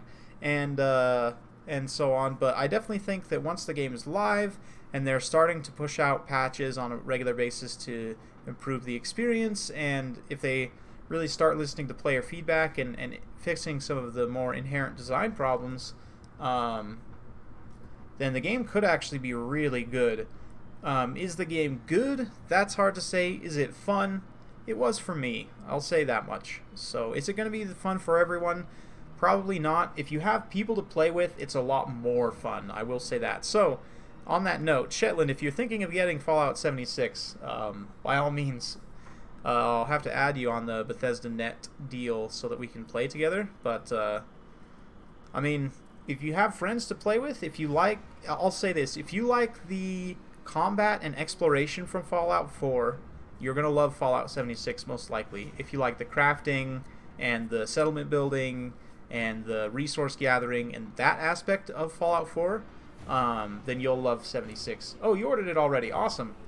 Sweet. We'll have to definitely play together then. I know some people from Turin's community also. I think both Turin and Anna themselves are planning on getting Fallout 76, so we should have a pretty good Total War crew to play with, which is kind of my hope. But yeah, it's... Again, the exploration is probably the thing that they nailed the best. The world is huge. It's massive, and there's a lot to see and explore and do. And the exploration part of it, for me, has always been one of my favorite parts of Bethesda games. So, the fact that that's one of the strongest elements of the game means that I'm most likely going to enjoy it.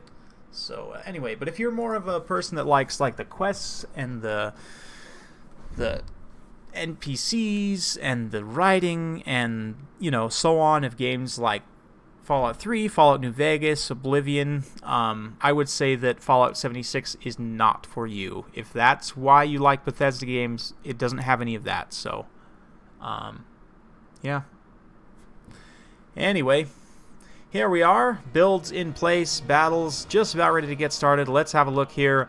Is that Olariel? It is indeed Olariel on foot. We've got some spearmen, a couple of swordmasters of Hoeth, some Phoenix Guard, Keepers of the Flame, Regiment of Renown Phoenix Guard, going all in here. And wow, that's kind of painful to look at in this snowy climate here. We've got Star Dragon as well. Over on the Vampire Count's side, Isabella von Karstein. Wow, that's an interesting pick. A couple of vampire ladies as well, so we got the vampire feminist squad up in the air here. On the ground, crypt ghouls. We've got some graveguard with great weapons, more crypt ghouls, and terrorgeists. So yeah. Yep.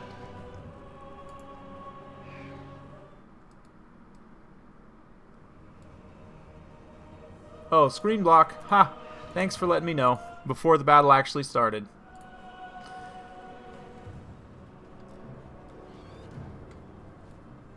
So yeah, here's the vampire ladies. Well, one of them's over on the other side with the terrorgeist, but yep, here's the vampire ladies. We got the ghouls. We got two graveguard with great weapons with graveguard with great weapons actually in the front line. Fell bats, and then yeah, here's the high elf kind of Death Star over here.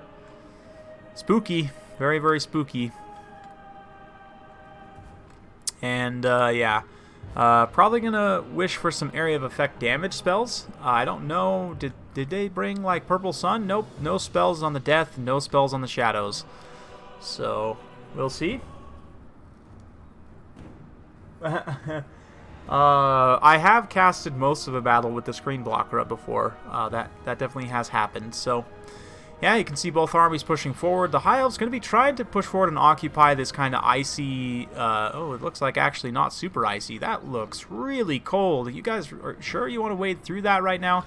It doesn't look like it actually counts as shallow water, though. So the High Elf's probably going to try and take a position here where they can kind of use these terrain blocking features to block out part of their flanks so that they don't have to fully go full-on box. But the Vampire is going straight in. There's no ranged units to protect the Star Dragon in the air.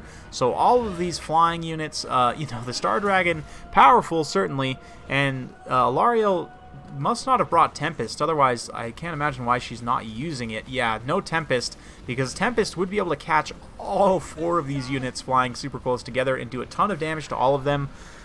So yeah, pretty unfortunate for the High Elves there. But nonetheless, they're going to be pushing forward here. Yeah, kind of turning the tables on the High Elves a little bit. And it looks like the Vampire forces are going to start to advance ever so slightly. They honestly could just hang back and wait for this Star Dragon to get taken out.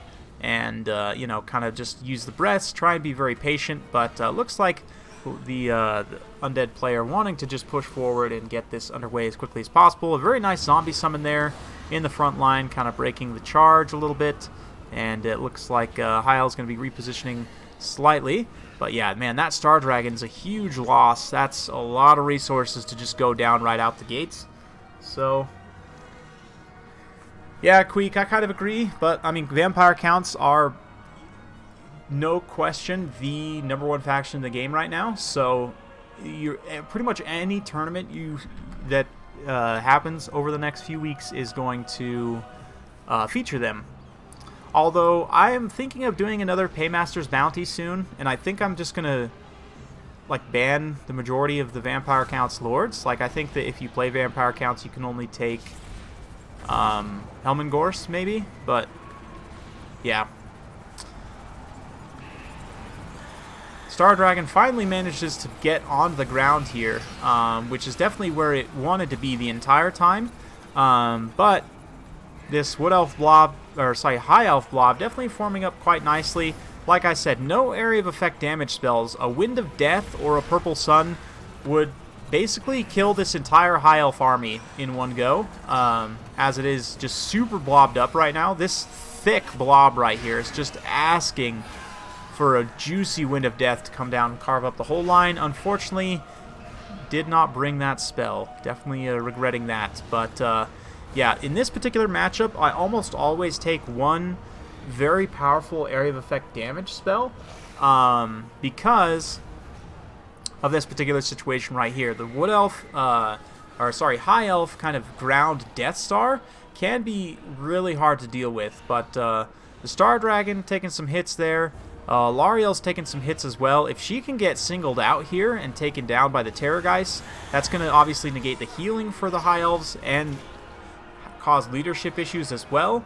So Overcast Dance Macabre there, juicing up the melee attack of all these units. I really like that. These Graveguard with Great Weapons, all of a sudden, not the biggest fan in the world, but they do go up to 50 melee attack with their armor piercing, pretty heavy armor piercing damage. They'll be able to actually get some pretty good work done against some of the High Elf units while that Dance Macabre is active. You can see Alariel just in a bad situation here, getting just circle beaten by Vampire casters and the Terrorgeist and everything. So yeah, with Alariel down, I think this is pretty much GG for the High Elves here. I mean, maybe these elite High Elf infantry can just hold out, but without the healing and with the Overcast Dance Macabres, especially on the Graveguard with Great Weapons, you know, the Terrorgeist can cycle charge and use their breath attacks. Really not seeing how the Wood Elves can get back in this, but yeah, it's going to be rough. PvP only going to take a bit of a loss here, I think. Although, again, this Death Star on the ground is going to be basically have to be beaten on leadership alone, because I don't think that the vampire counts actually have enough stopping power. Maybe, we'll see. But yep, Phoenix Guard holding up a backline now, and looks like the High Elves is going to go ahead and try and get a full surround here. High Elves also don't have any area of effect damage spells. And even if they did, Alariel's dead anyway. But, yeah, it's going to be a bit of a grind out at this point. Ooh, that breath attack was nasty, though. And these High Elf units are not immune to psychology. All of them are able to be terrified. So, once you start to terrify away a few, then, you know, it'll start to kind of escalate there. You can see one unit of Spearmen getting terrified. Is it going to be enough to terrify the way the Keepers of the Flame as well? They're not immune to psychology. Yep, they do get terrified, and this is where the High Elf you know, strategy starts to crumble away a little bit, because their units are just getting terrified away. You know, Isabella can go chase. Unfortunately, there's not that many other units that have the capacity to chase right now, but it does look like the High Elf player, rather than forcing us to watch the rest of that grind out, is going to go ahead and admit defeat there. So, well played to Dr. Doom. Hope you guys enjoyed watching that battle. Yeah, a bit of a mistake not bringing that Tempest that time, definitely.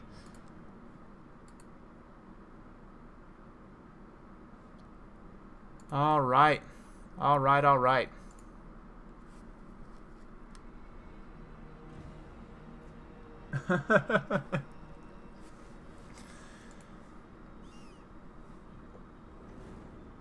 Yeah, it just takes one spell. If he had I mean, even then, the High Elf Death Star still got countered, but that one Wind of Death would have just completely won the battle. But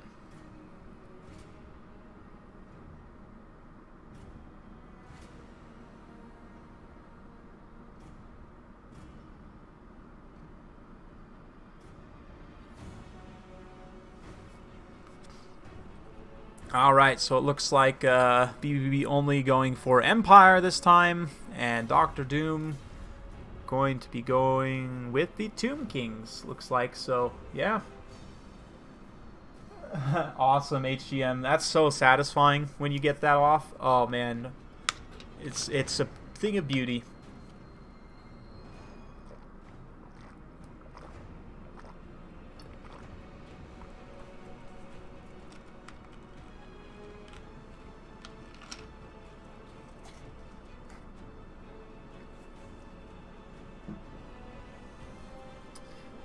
Tempest, yeah.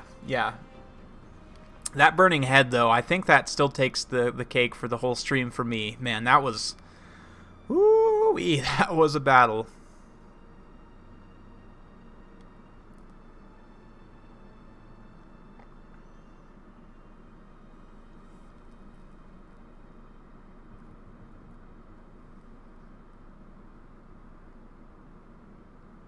Yeah. And that's, I mean, that's how the High Elves are on tabletop, is that they have, you know, really good weapon skill, but they have low toughness, you know, so.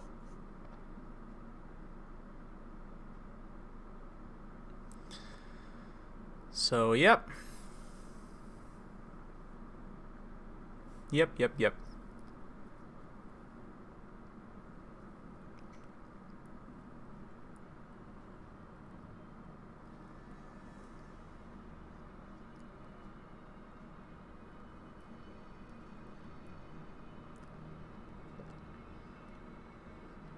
That Stannis, it's only if you host the battle that's true. Because I actually joined this battle as a spectator, I unfortunately can see the armies regardless.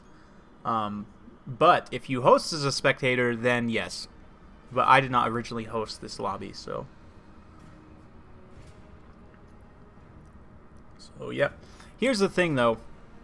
High Elves, on average, have better combat stats than most factions just across the board in terms of their attack and defense. And attack and defense matter a lot more in Total War Warhammer 2. So for me, you know, the High Elves are already a faction that's pretty good overall. They do well enough in most matchups that I really don't think they need much of a nerf. And, I mean, they're, again, the weapon skill, the martial prowess, is supposed to make up for their lack of HP. But yeah, elves in general are supposed to be squishy.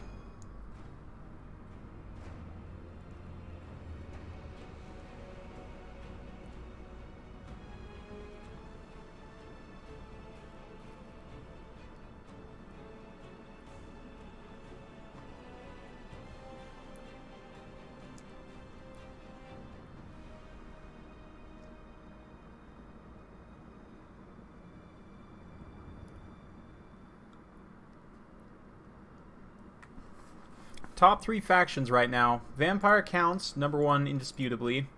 I personally would give number 2 to the Empire. And then number 3 probably to the High Elves.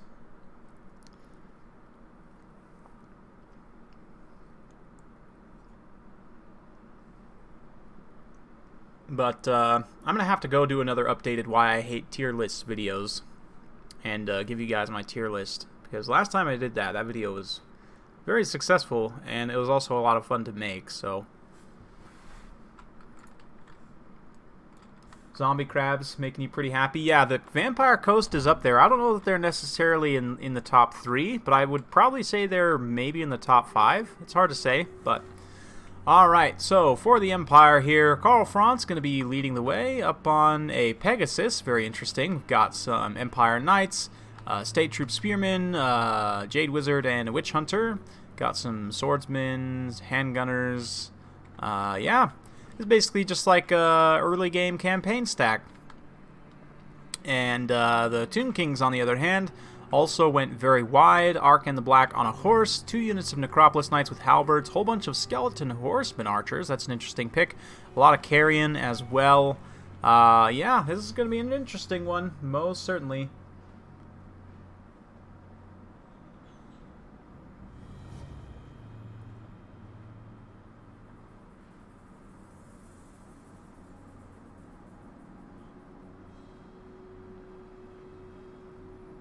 Yeah, maybe HGM. I don't know. I think it honestly works okay enough right now, but the thing about it is that, like, if depending on what happens, you can have a unit below like 40% HP even and not lose any unit models. So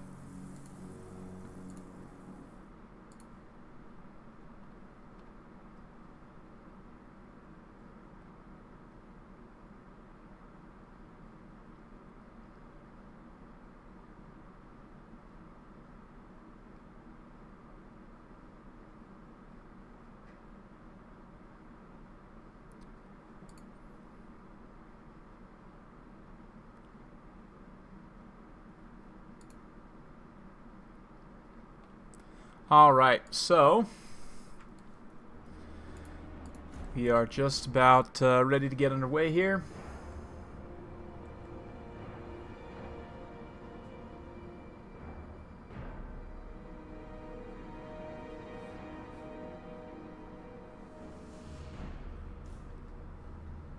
I don't know, HGM. I don't know that I agree with that, saying that High Elves lose most melee engagements. Because of spells, yeah, I don't know if I agree with that.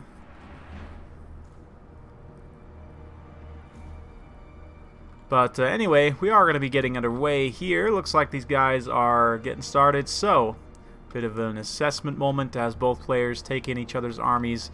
Then we're going to be getting the movement underway. The Tomb Kings have almost a full surround right now, which is going to be potentially tough to deal with. These skeleton horseman archers actually have really long range for skirmish cav. They have almost as long of range as Illyrian Reavers, I believe, or maybe the same. But Empire Knights aren't going to be the best target to shoot at. If they can maybe start getting a bit closer to shoot at these handgunners, that would definitely be a better target. Out of anything that they could shoot, that's probably going to be the best target. They will do a little bit of damage to the knights, but not a whole lot. Meanwhile, on the front line, handgunners opening up onto the skeleton warriors and Tomb Guard there. Yep, Tomb Guard taking a little bit of damage. Their shields will mitigate some of that missile fire there, but the Kepler Guard, on the other hand, don't have any shields whatsoever, so I'm really not a fan of the Kepler Guard, guys. I mean, for how expensive they are, their combat stats are actually quite poor. They have no missile block chance. They're much more expensive than a regular Tomb Guard. I mean, yes, they have regeneration, but that can be more of a liability sometimes if you're facing a faction that has a lot of fire damage, like, for example, the Empire. But, oh man, this is risky. These Necropolis Knights are right here, so charging into these Skeleton Warriors, you know, with the Empire Knights, ooh, they're going to pull away. Maybe they're going to be able to get away in time. Might use a couple models on the advance there, but these handgunners at this point should all start focus firing on the Necropolis Knights. But the back line is exposed here. You can see spears coming forward in a little bit of a bad situation. The Carrion and this unit of Necropolis Knights as well. Oh, but here it comes. Empire Knight's going to be countercharging with the support of some spearmen. A little bit late, though. Unfortunately, those handgunners did get compromised. You can see the Silver Bullets, though, pulling back. There are some other mobile units over on this other side, though, so these spearmen are going to have to be careful. There's just so many mobile units for the Tomb Kings that it's going to be tricky to protect everything. Karl Franz comes down right on top of the Necropolis Knights, and, I mean, he's not on his Griffin. Granted, he's getting healing. He's got juiced up his stats up to 91 melee attack, 70 melee defense, you know, with the armor-piercing damage and everything, getting Spirit Leeched, but he's doing some damage. Unfortunately, the Necropolis Knights,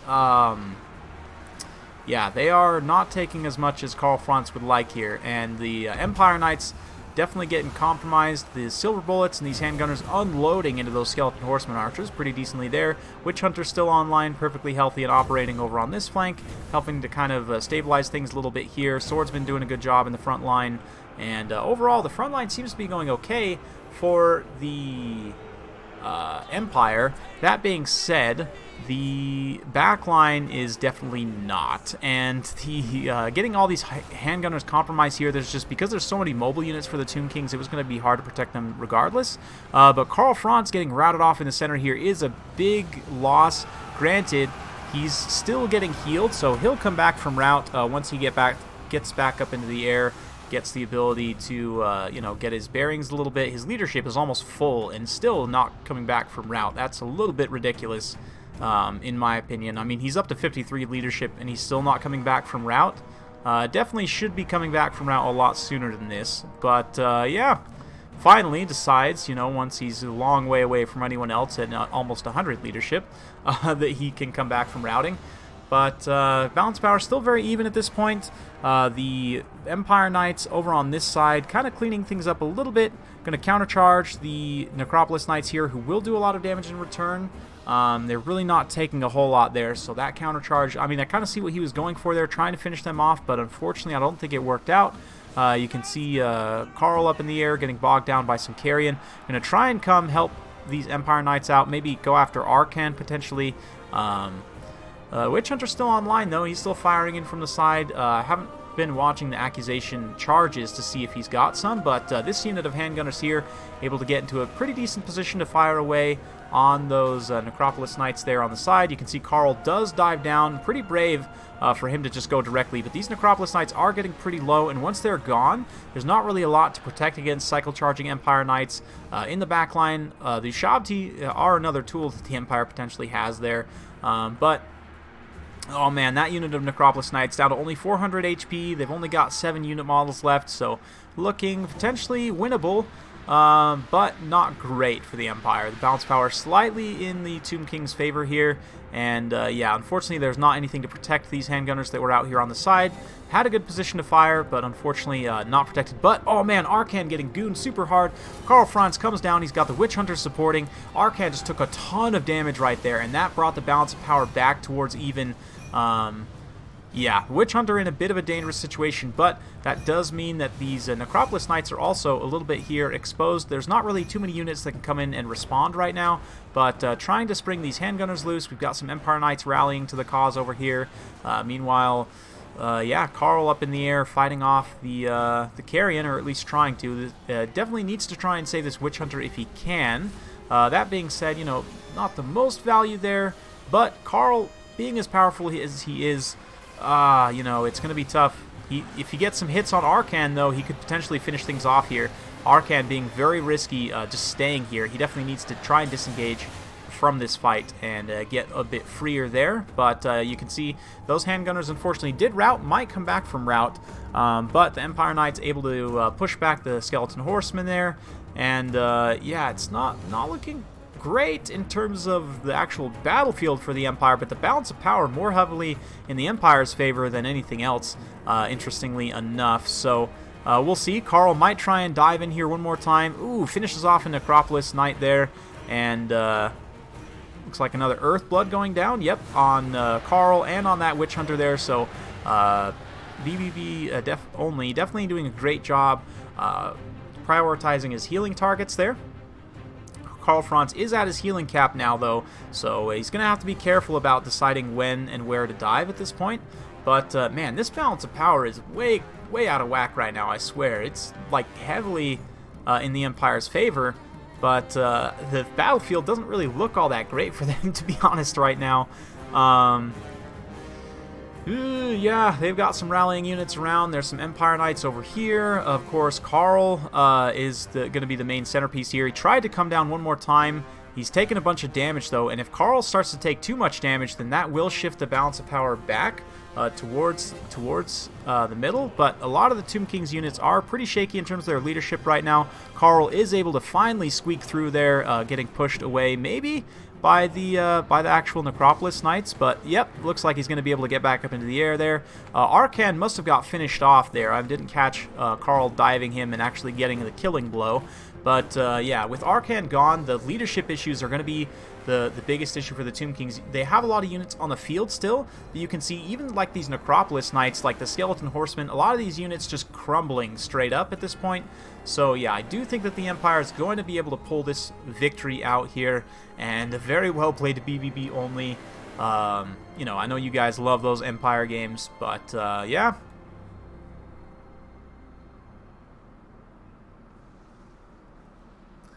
Yep.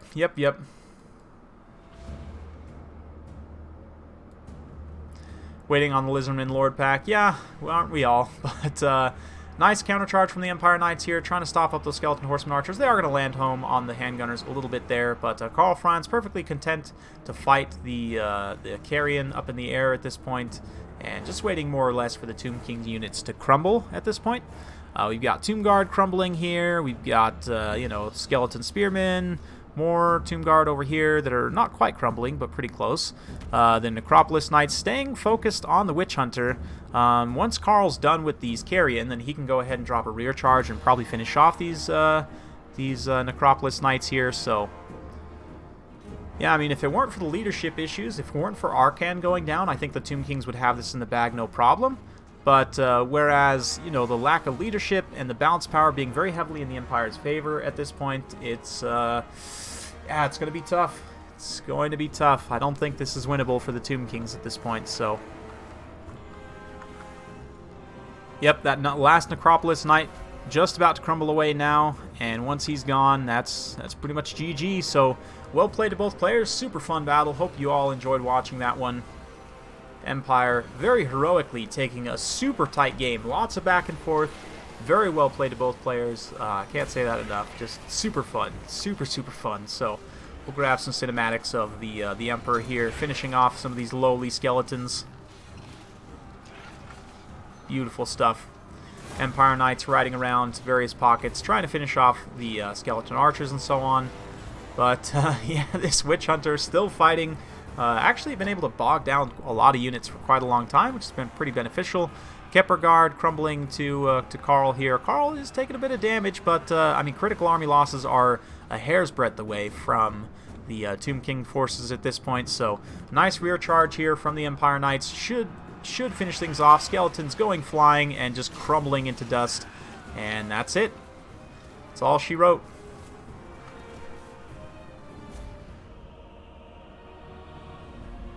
Awesome stuff. Very well played. Nagash's servant. Yeah, you're not wrong about that. Definitely not wrong about that, so. Alright. GG.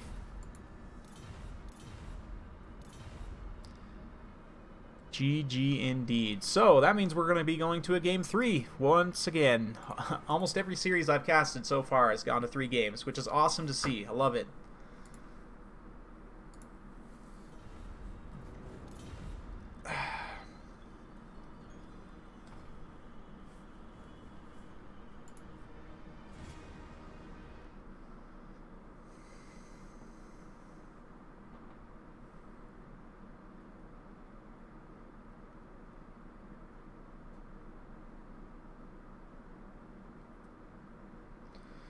Alright. Sorry, just get distracted by something. What's up, Wicked? Good to see you.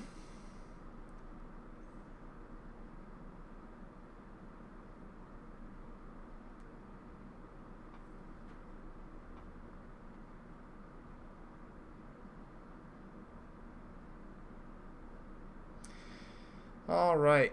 These guys are going to be going, this time, High Elves, or Averlorn specifically, against the Tomb Kings. So, Dr. Doom going to be sticking with the Tomb Kings. BBB only, going back to Averlorn, so. Yeah, I see what you're saying, Robert. Might have been helpful to have some extra Nehekara Horsemen, definitely.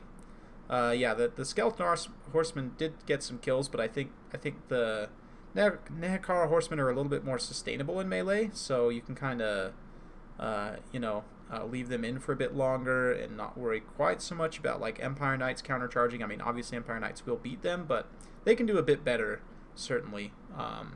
Although the bows are useful to have, you can do damage at a distance. But yeah.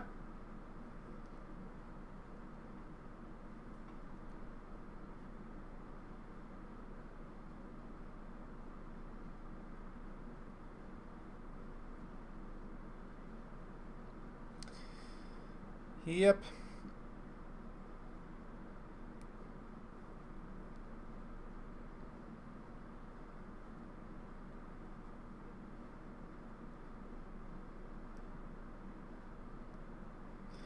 Yep.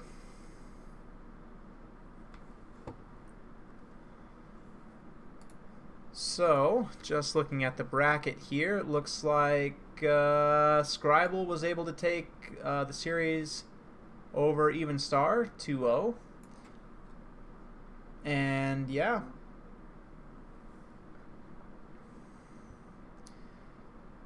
So now we're just down to this game to decide the other person that's going to be moving on to the finals.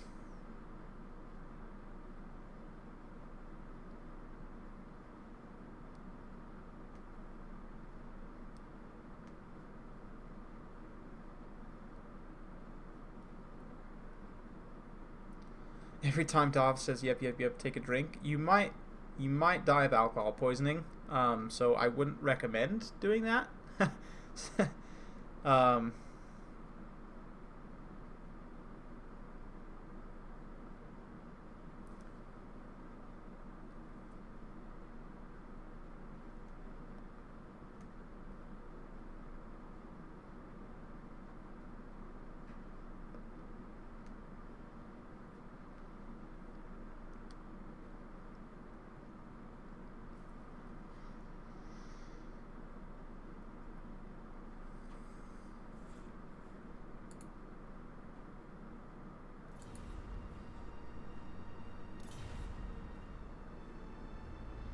Okay.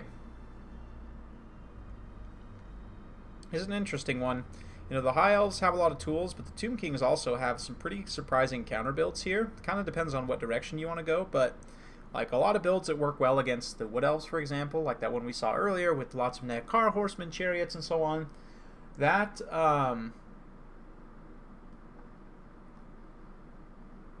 That kind of build, I think, would work relatively well against the High Elves, just because they tend to struggle against a lot of units. So I could potentially see something similar to that working out well here. It's hard to say, but nonetheless, very interesting matchup. A lot of back and forth, certainly, in terms of what different units you can bring.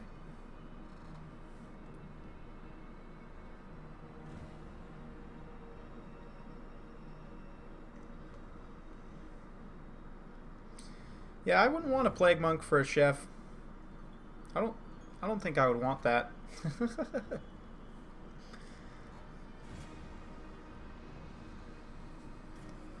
Da, da, da, da.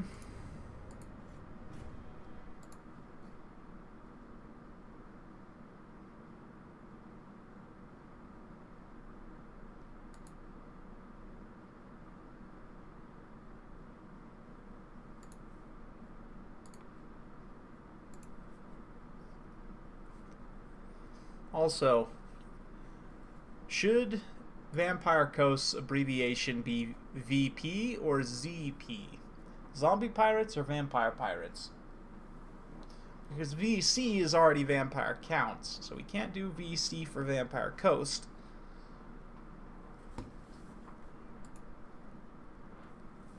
Chef Skrulk.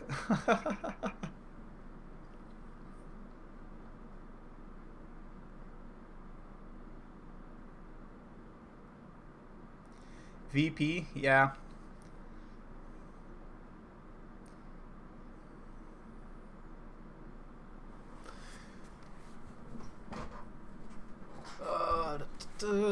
Looks like these guys are loading in, so time for Game 3 of the semifinal round between BBB Only and Dr. Doom.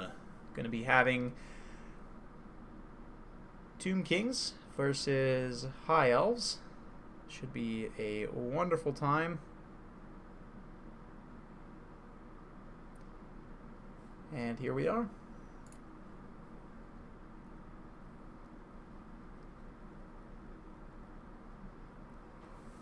Alright, in terms of builds for Averlorn, we've got Alariel the Radiant, Eagle Claw Bolt Thrower. Main line is going to consist of Spearmen, some White Lions, Keepers of the Flame, Regiment of Renowned Phoenix Guard. I noticed BBB Only seems to really like that unit. We've also got Fireborn, Dragon Princess, Alariel. Alariel's got Earthblood and Foz Protection.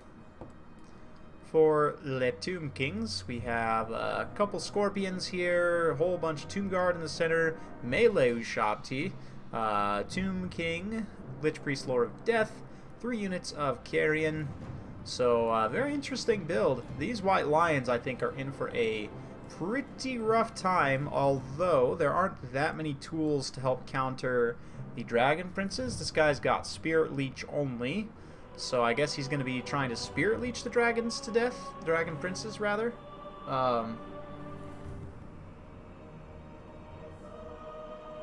Yeah.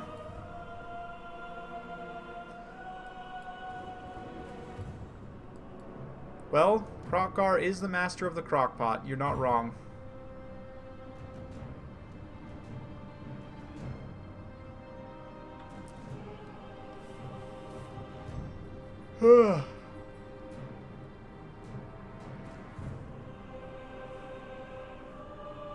Volkmar the Grill is still probably my favorite Warhammer restaurant.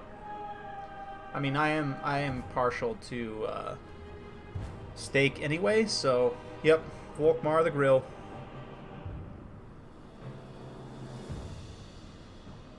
Yeah, I mean he even has a mobile like food truck platform for that, so you know, you can get fresh grilled burgers from Volkmar almost anywhere in the old world. Yeah, 2 spearmen might not be enough to deal with Dragon Princes. Something tells me you're right, but we'll see. I mean, the you know, if he like bogs him down with the Carrion, hits him maybe with the Ushabti, you know, that he can stack some different units on top of each other to try and take out the Dragon Princes, but it's going to be tricky. It's going to be tricky.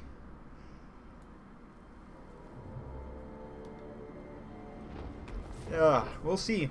See what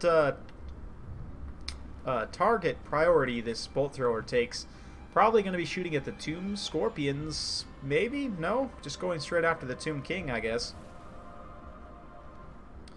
Probably a smart idea. Try and take out the leadership.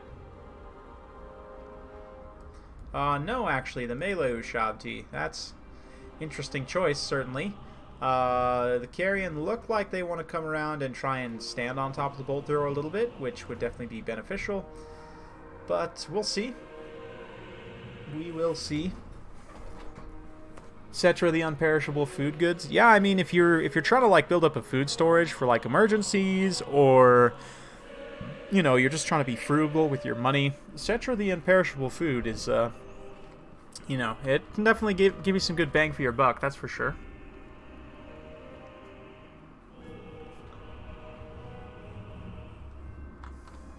It's because you haven't tried making Clan Molder into chefs. Anyway, bolt thrower still firing, kind of spreading its damage around a little bit. It's really not doing that much damage at the end of the day. These melee Ushabti are still perfectly healthy, having taken very little damage, and it might not even be worth the Carrion to bog them down. It's not honestly doing that much damage at this point, but nonetheless, a unit of Carrion going to be tossed in here to stop up that bolt thrower for just a moment, maybe? Looks like they didn't actually stop them from firing, and the Carrion just pulled back up into the air, so we'll see. But aren't Molder the ones that make the abominations? So maybe you'd want to try making them chefs, although maybe that's a bad idea, looking at the abomination in hindsight. Anyway, Tomb Kings pushing forward, the Tomb Guard, they've got their shields out, spirit leeching those Dragon Princes. The Fireborn, in fact, is going to be charging straight up the pipe, it looks like. Oh, man, that's going to hurt. The Fireborn going to be coming through, looking to go after some characters, potentially. But actually, Spirit Leech actually did some pretty good damage there. But you can see the Ushabti pushing forward across the line. These White Lions going to be having a rough time with the Spearmen. You know, all this power standing on top of them, probably going to be pretty rough. You can see over here, infantry starting to take some damage from the Tomb King and from the Ushabti. Meanwhile, though, Keepers of the Flame have engaged here. Those Ushabti are taking some pretty decent damage so far, but we'll see. Looks like Earthblood going down there, keeping things nice and healed. Meanwhile, Star of Avalorn going on the other pocket, trying to keep these guys all healed up. Yeah, this unit of Ushabti that got a little bit overextended here is now surrounded by the Fireborn without too much infantry support, so I guess there are some Tomb Guard in here. Maybe more than I initially had thought there, but yeah. Yeah. Well, you see, you gotta wait for them to read Cetra's titles every time you want to put in an order. So, I mean, you're realistically looking at several hours, you know, just to even place an order there. So, anyway, meanwhile, the Tomb King tried to bully Alariel as much as possible. The Fireborn, though, have something to say about that.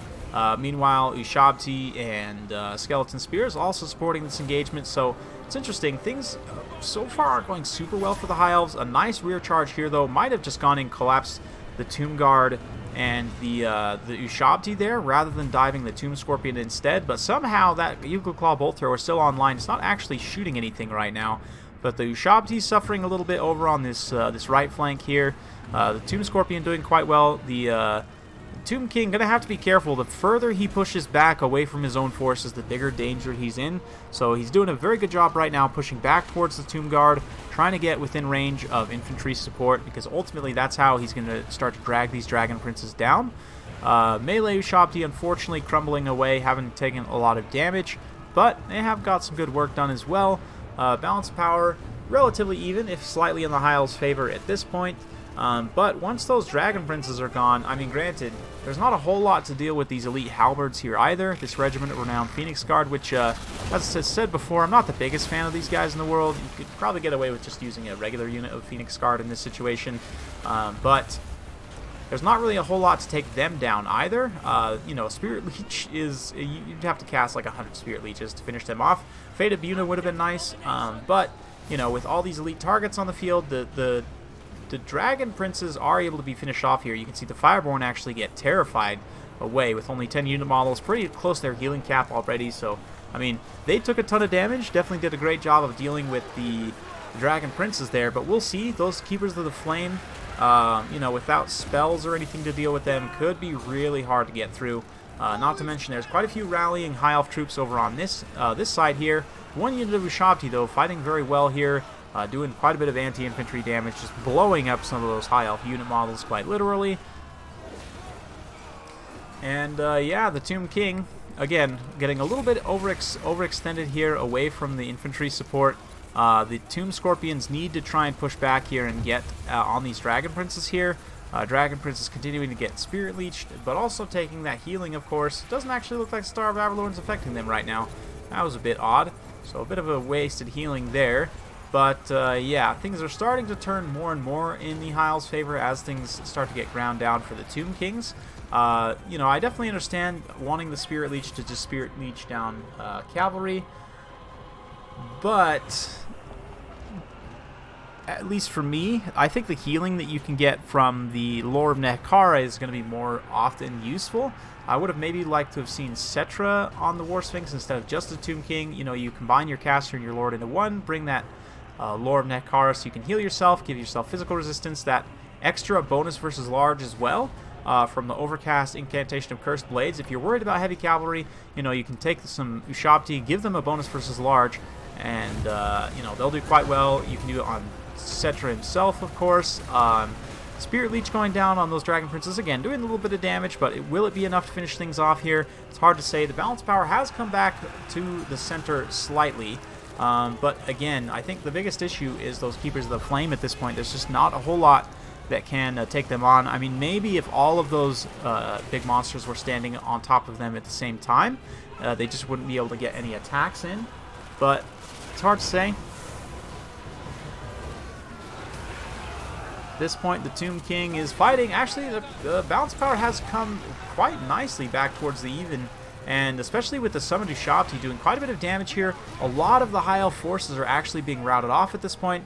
Fireborn have come back from rout, though. Almost killed the Lich Priest there. That was a bit of a dangerous situation, but Alariel, if Cetra, if not Cetra, if this generic Tomb King can turn around and start to get a lot of damage on Alariel, because she is isolated here completely, if the units can come in and do a lot of damage to her personally, that could be enough to win a leadership victory over the High Elves at this point. It's still going to be super close. Those Keepers of the Flame just standing around, definitely a big mistake. They need to come help this pocket with Alariel as soon as possible. You know, the longer these guys kind of stand around, the worse it's going to be. Looks like finally getting an order in there, but not Cetra. Still doing a good job. A lot of these High Elf units being routed off, and again, Alariel is just completely isolated here. So these Tomb Guard, yep, this is exactly what he should do. Go ahead and countercharge those Keepers of the Flame, keep them spaced out from the rest of these large armored units. Alariel somehow not taking any damage, though, and this is what I was saying. I don't know why they debuffed Alariel's melee attack. She needs a melee defense nerf. Look at this. She has almost 70 melee defense. She's been surrounded now for at least a minute or two and has taken almost no damage at all. She's just been knocked around. So I'm not a fan.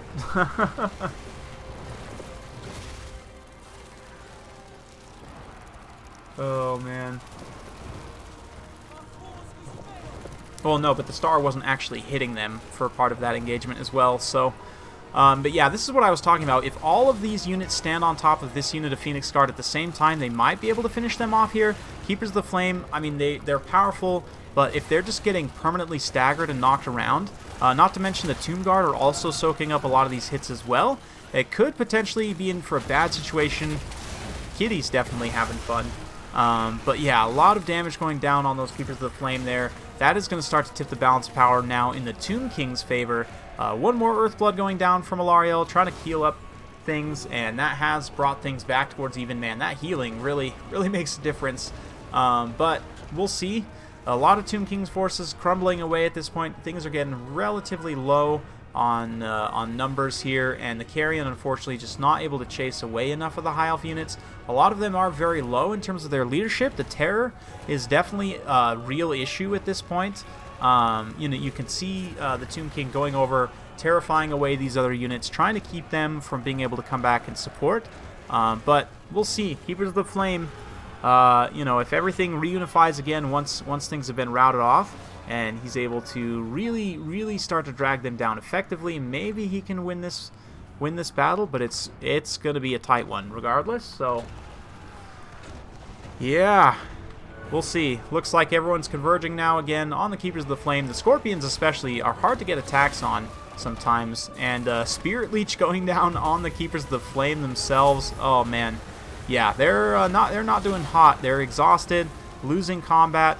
They are doing some damage in return. They got that Foz protection for the extra melee defense, putting them up to 80 melee defense, which is just amazing. But they're still taking damage. It's slow but steady, and I'm not sure that the High Elves can really sustain that level of damage at this point. Alariel just doesn't have the punching power to be able to finish off the Tomb King and the Scorpion and everything here. So assuming that they can get a tear route on these Keepers of the Flame, I think it's GG for the High Elves. I think the Tomb Kings have this. We'll see, but something tells me Dr. Doom is probably going to walk away with this one here, and Alariel finally starting to take some solid hits there from the Tomb Scorpion. That has put a severe dent in the balance of power, and I would say that at this point it's going to be a Tomb King victory. So very well played to both players. Yeah, Alariel finally taking some damage there. That is going to finish things off for the High Elves, and that will be victory for the Tomb Kings. And yeah, moving on to the next round as well for Dr. Doom. So congratulations. Hope you guys enjoyed watching that. This is going to be the last game that I'm casting for the tournament. I have got to run, get some stuff taken care of before I stream later with Lore Master of Sotek for a head-to-head campaign. We are going to be starting that up today, so probably be in a few hours. I don't know. I need to message Sotek and see when he's going to be available, but thank you all so much for watching. It's meant a lot. I've had a ton of fun. Big thanks to Shetland for hosting the tournament, allowing me to cast. Sorry I was a bit late this morning, but hey, we still got some super fun games in. That Burning Head is going to be seared into my mind for the days to come. So thanks again, everyone, for coming out. Be sure to like, subscribe, hit all that YouTube algorithm voodoo nonsense, and yeah, I'm gonna go ahead and spam the chat with my son Herbert Walker's Twitch channel, who is, I'm assuming, gonna be casting the finals, possibly the third place match as well. So let's go ahead and just paste that a few times in the chat for y'all. So if you want to mosey on over to that one there, you can continue to watch the tournament. Thank you all for watching, and yeah, we'll see you next time.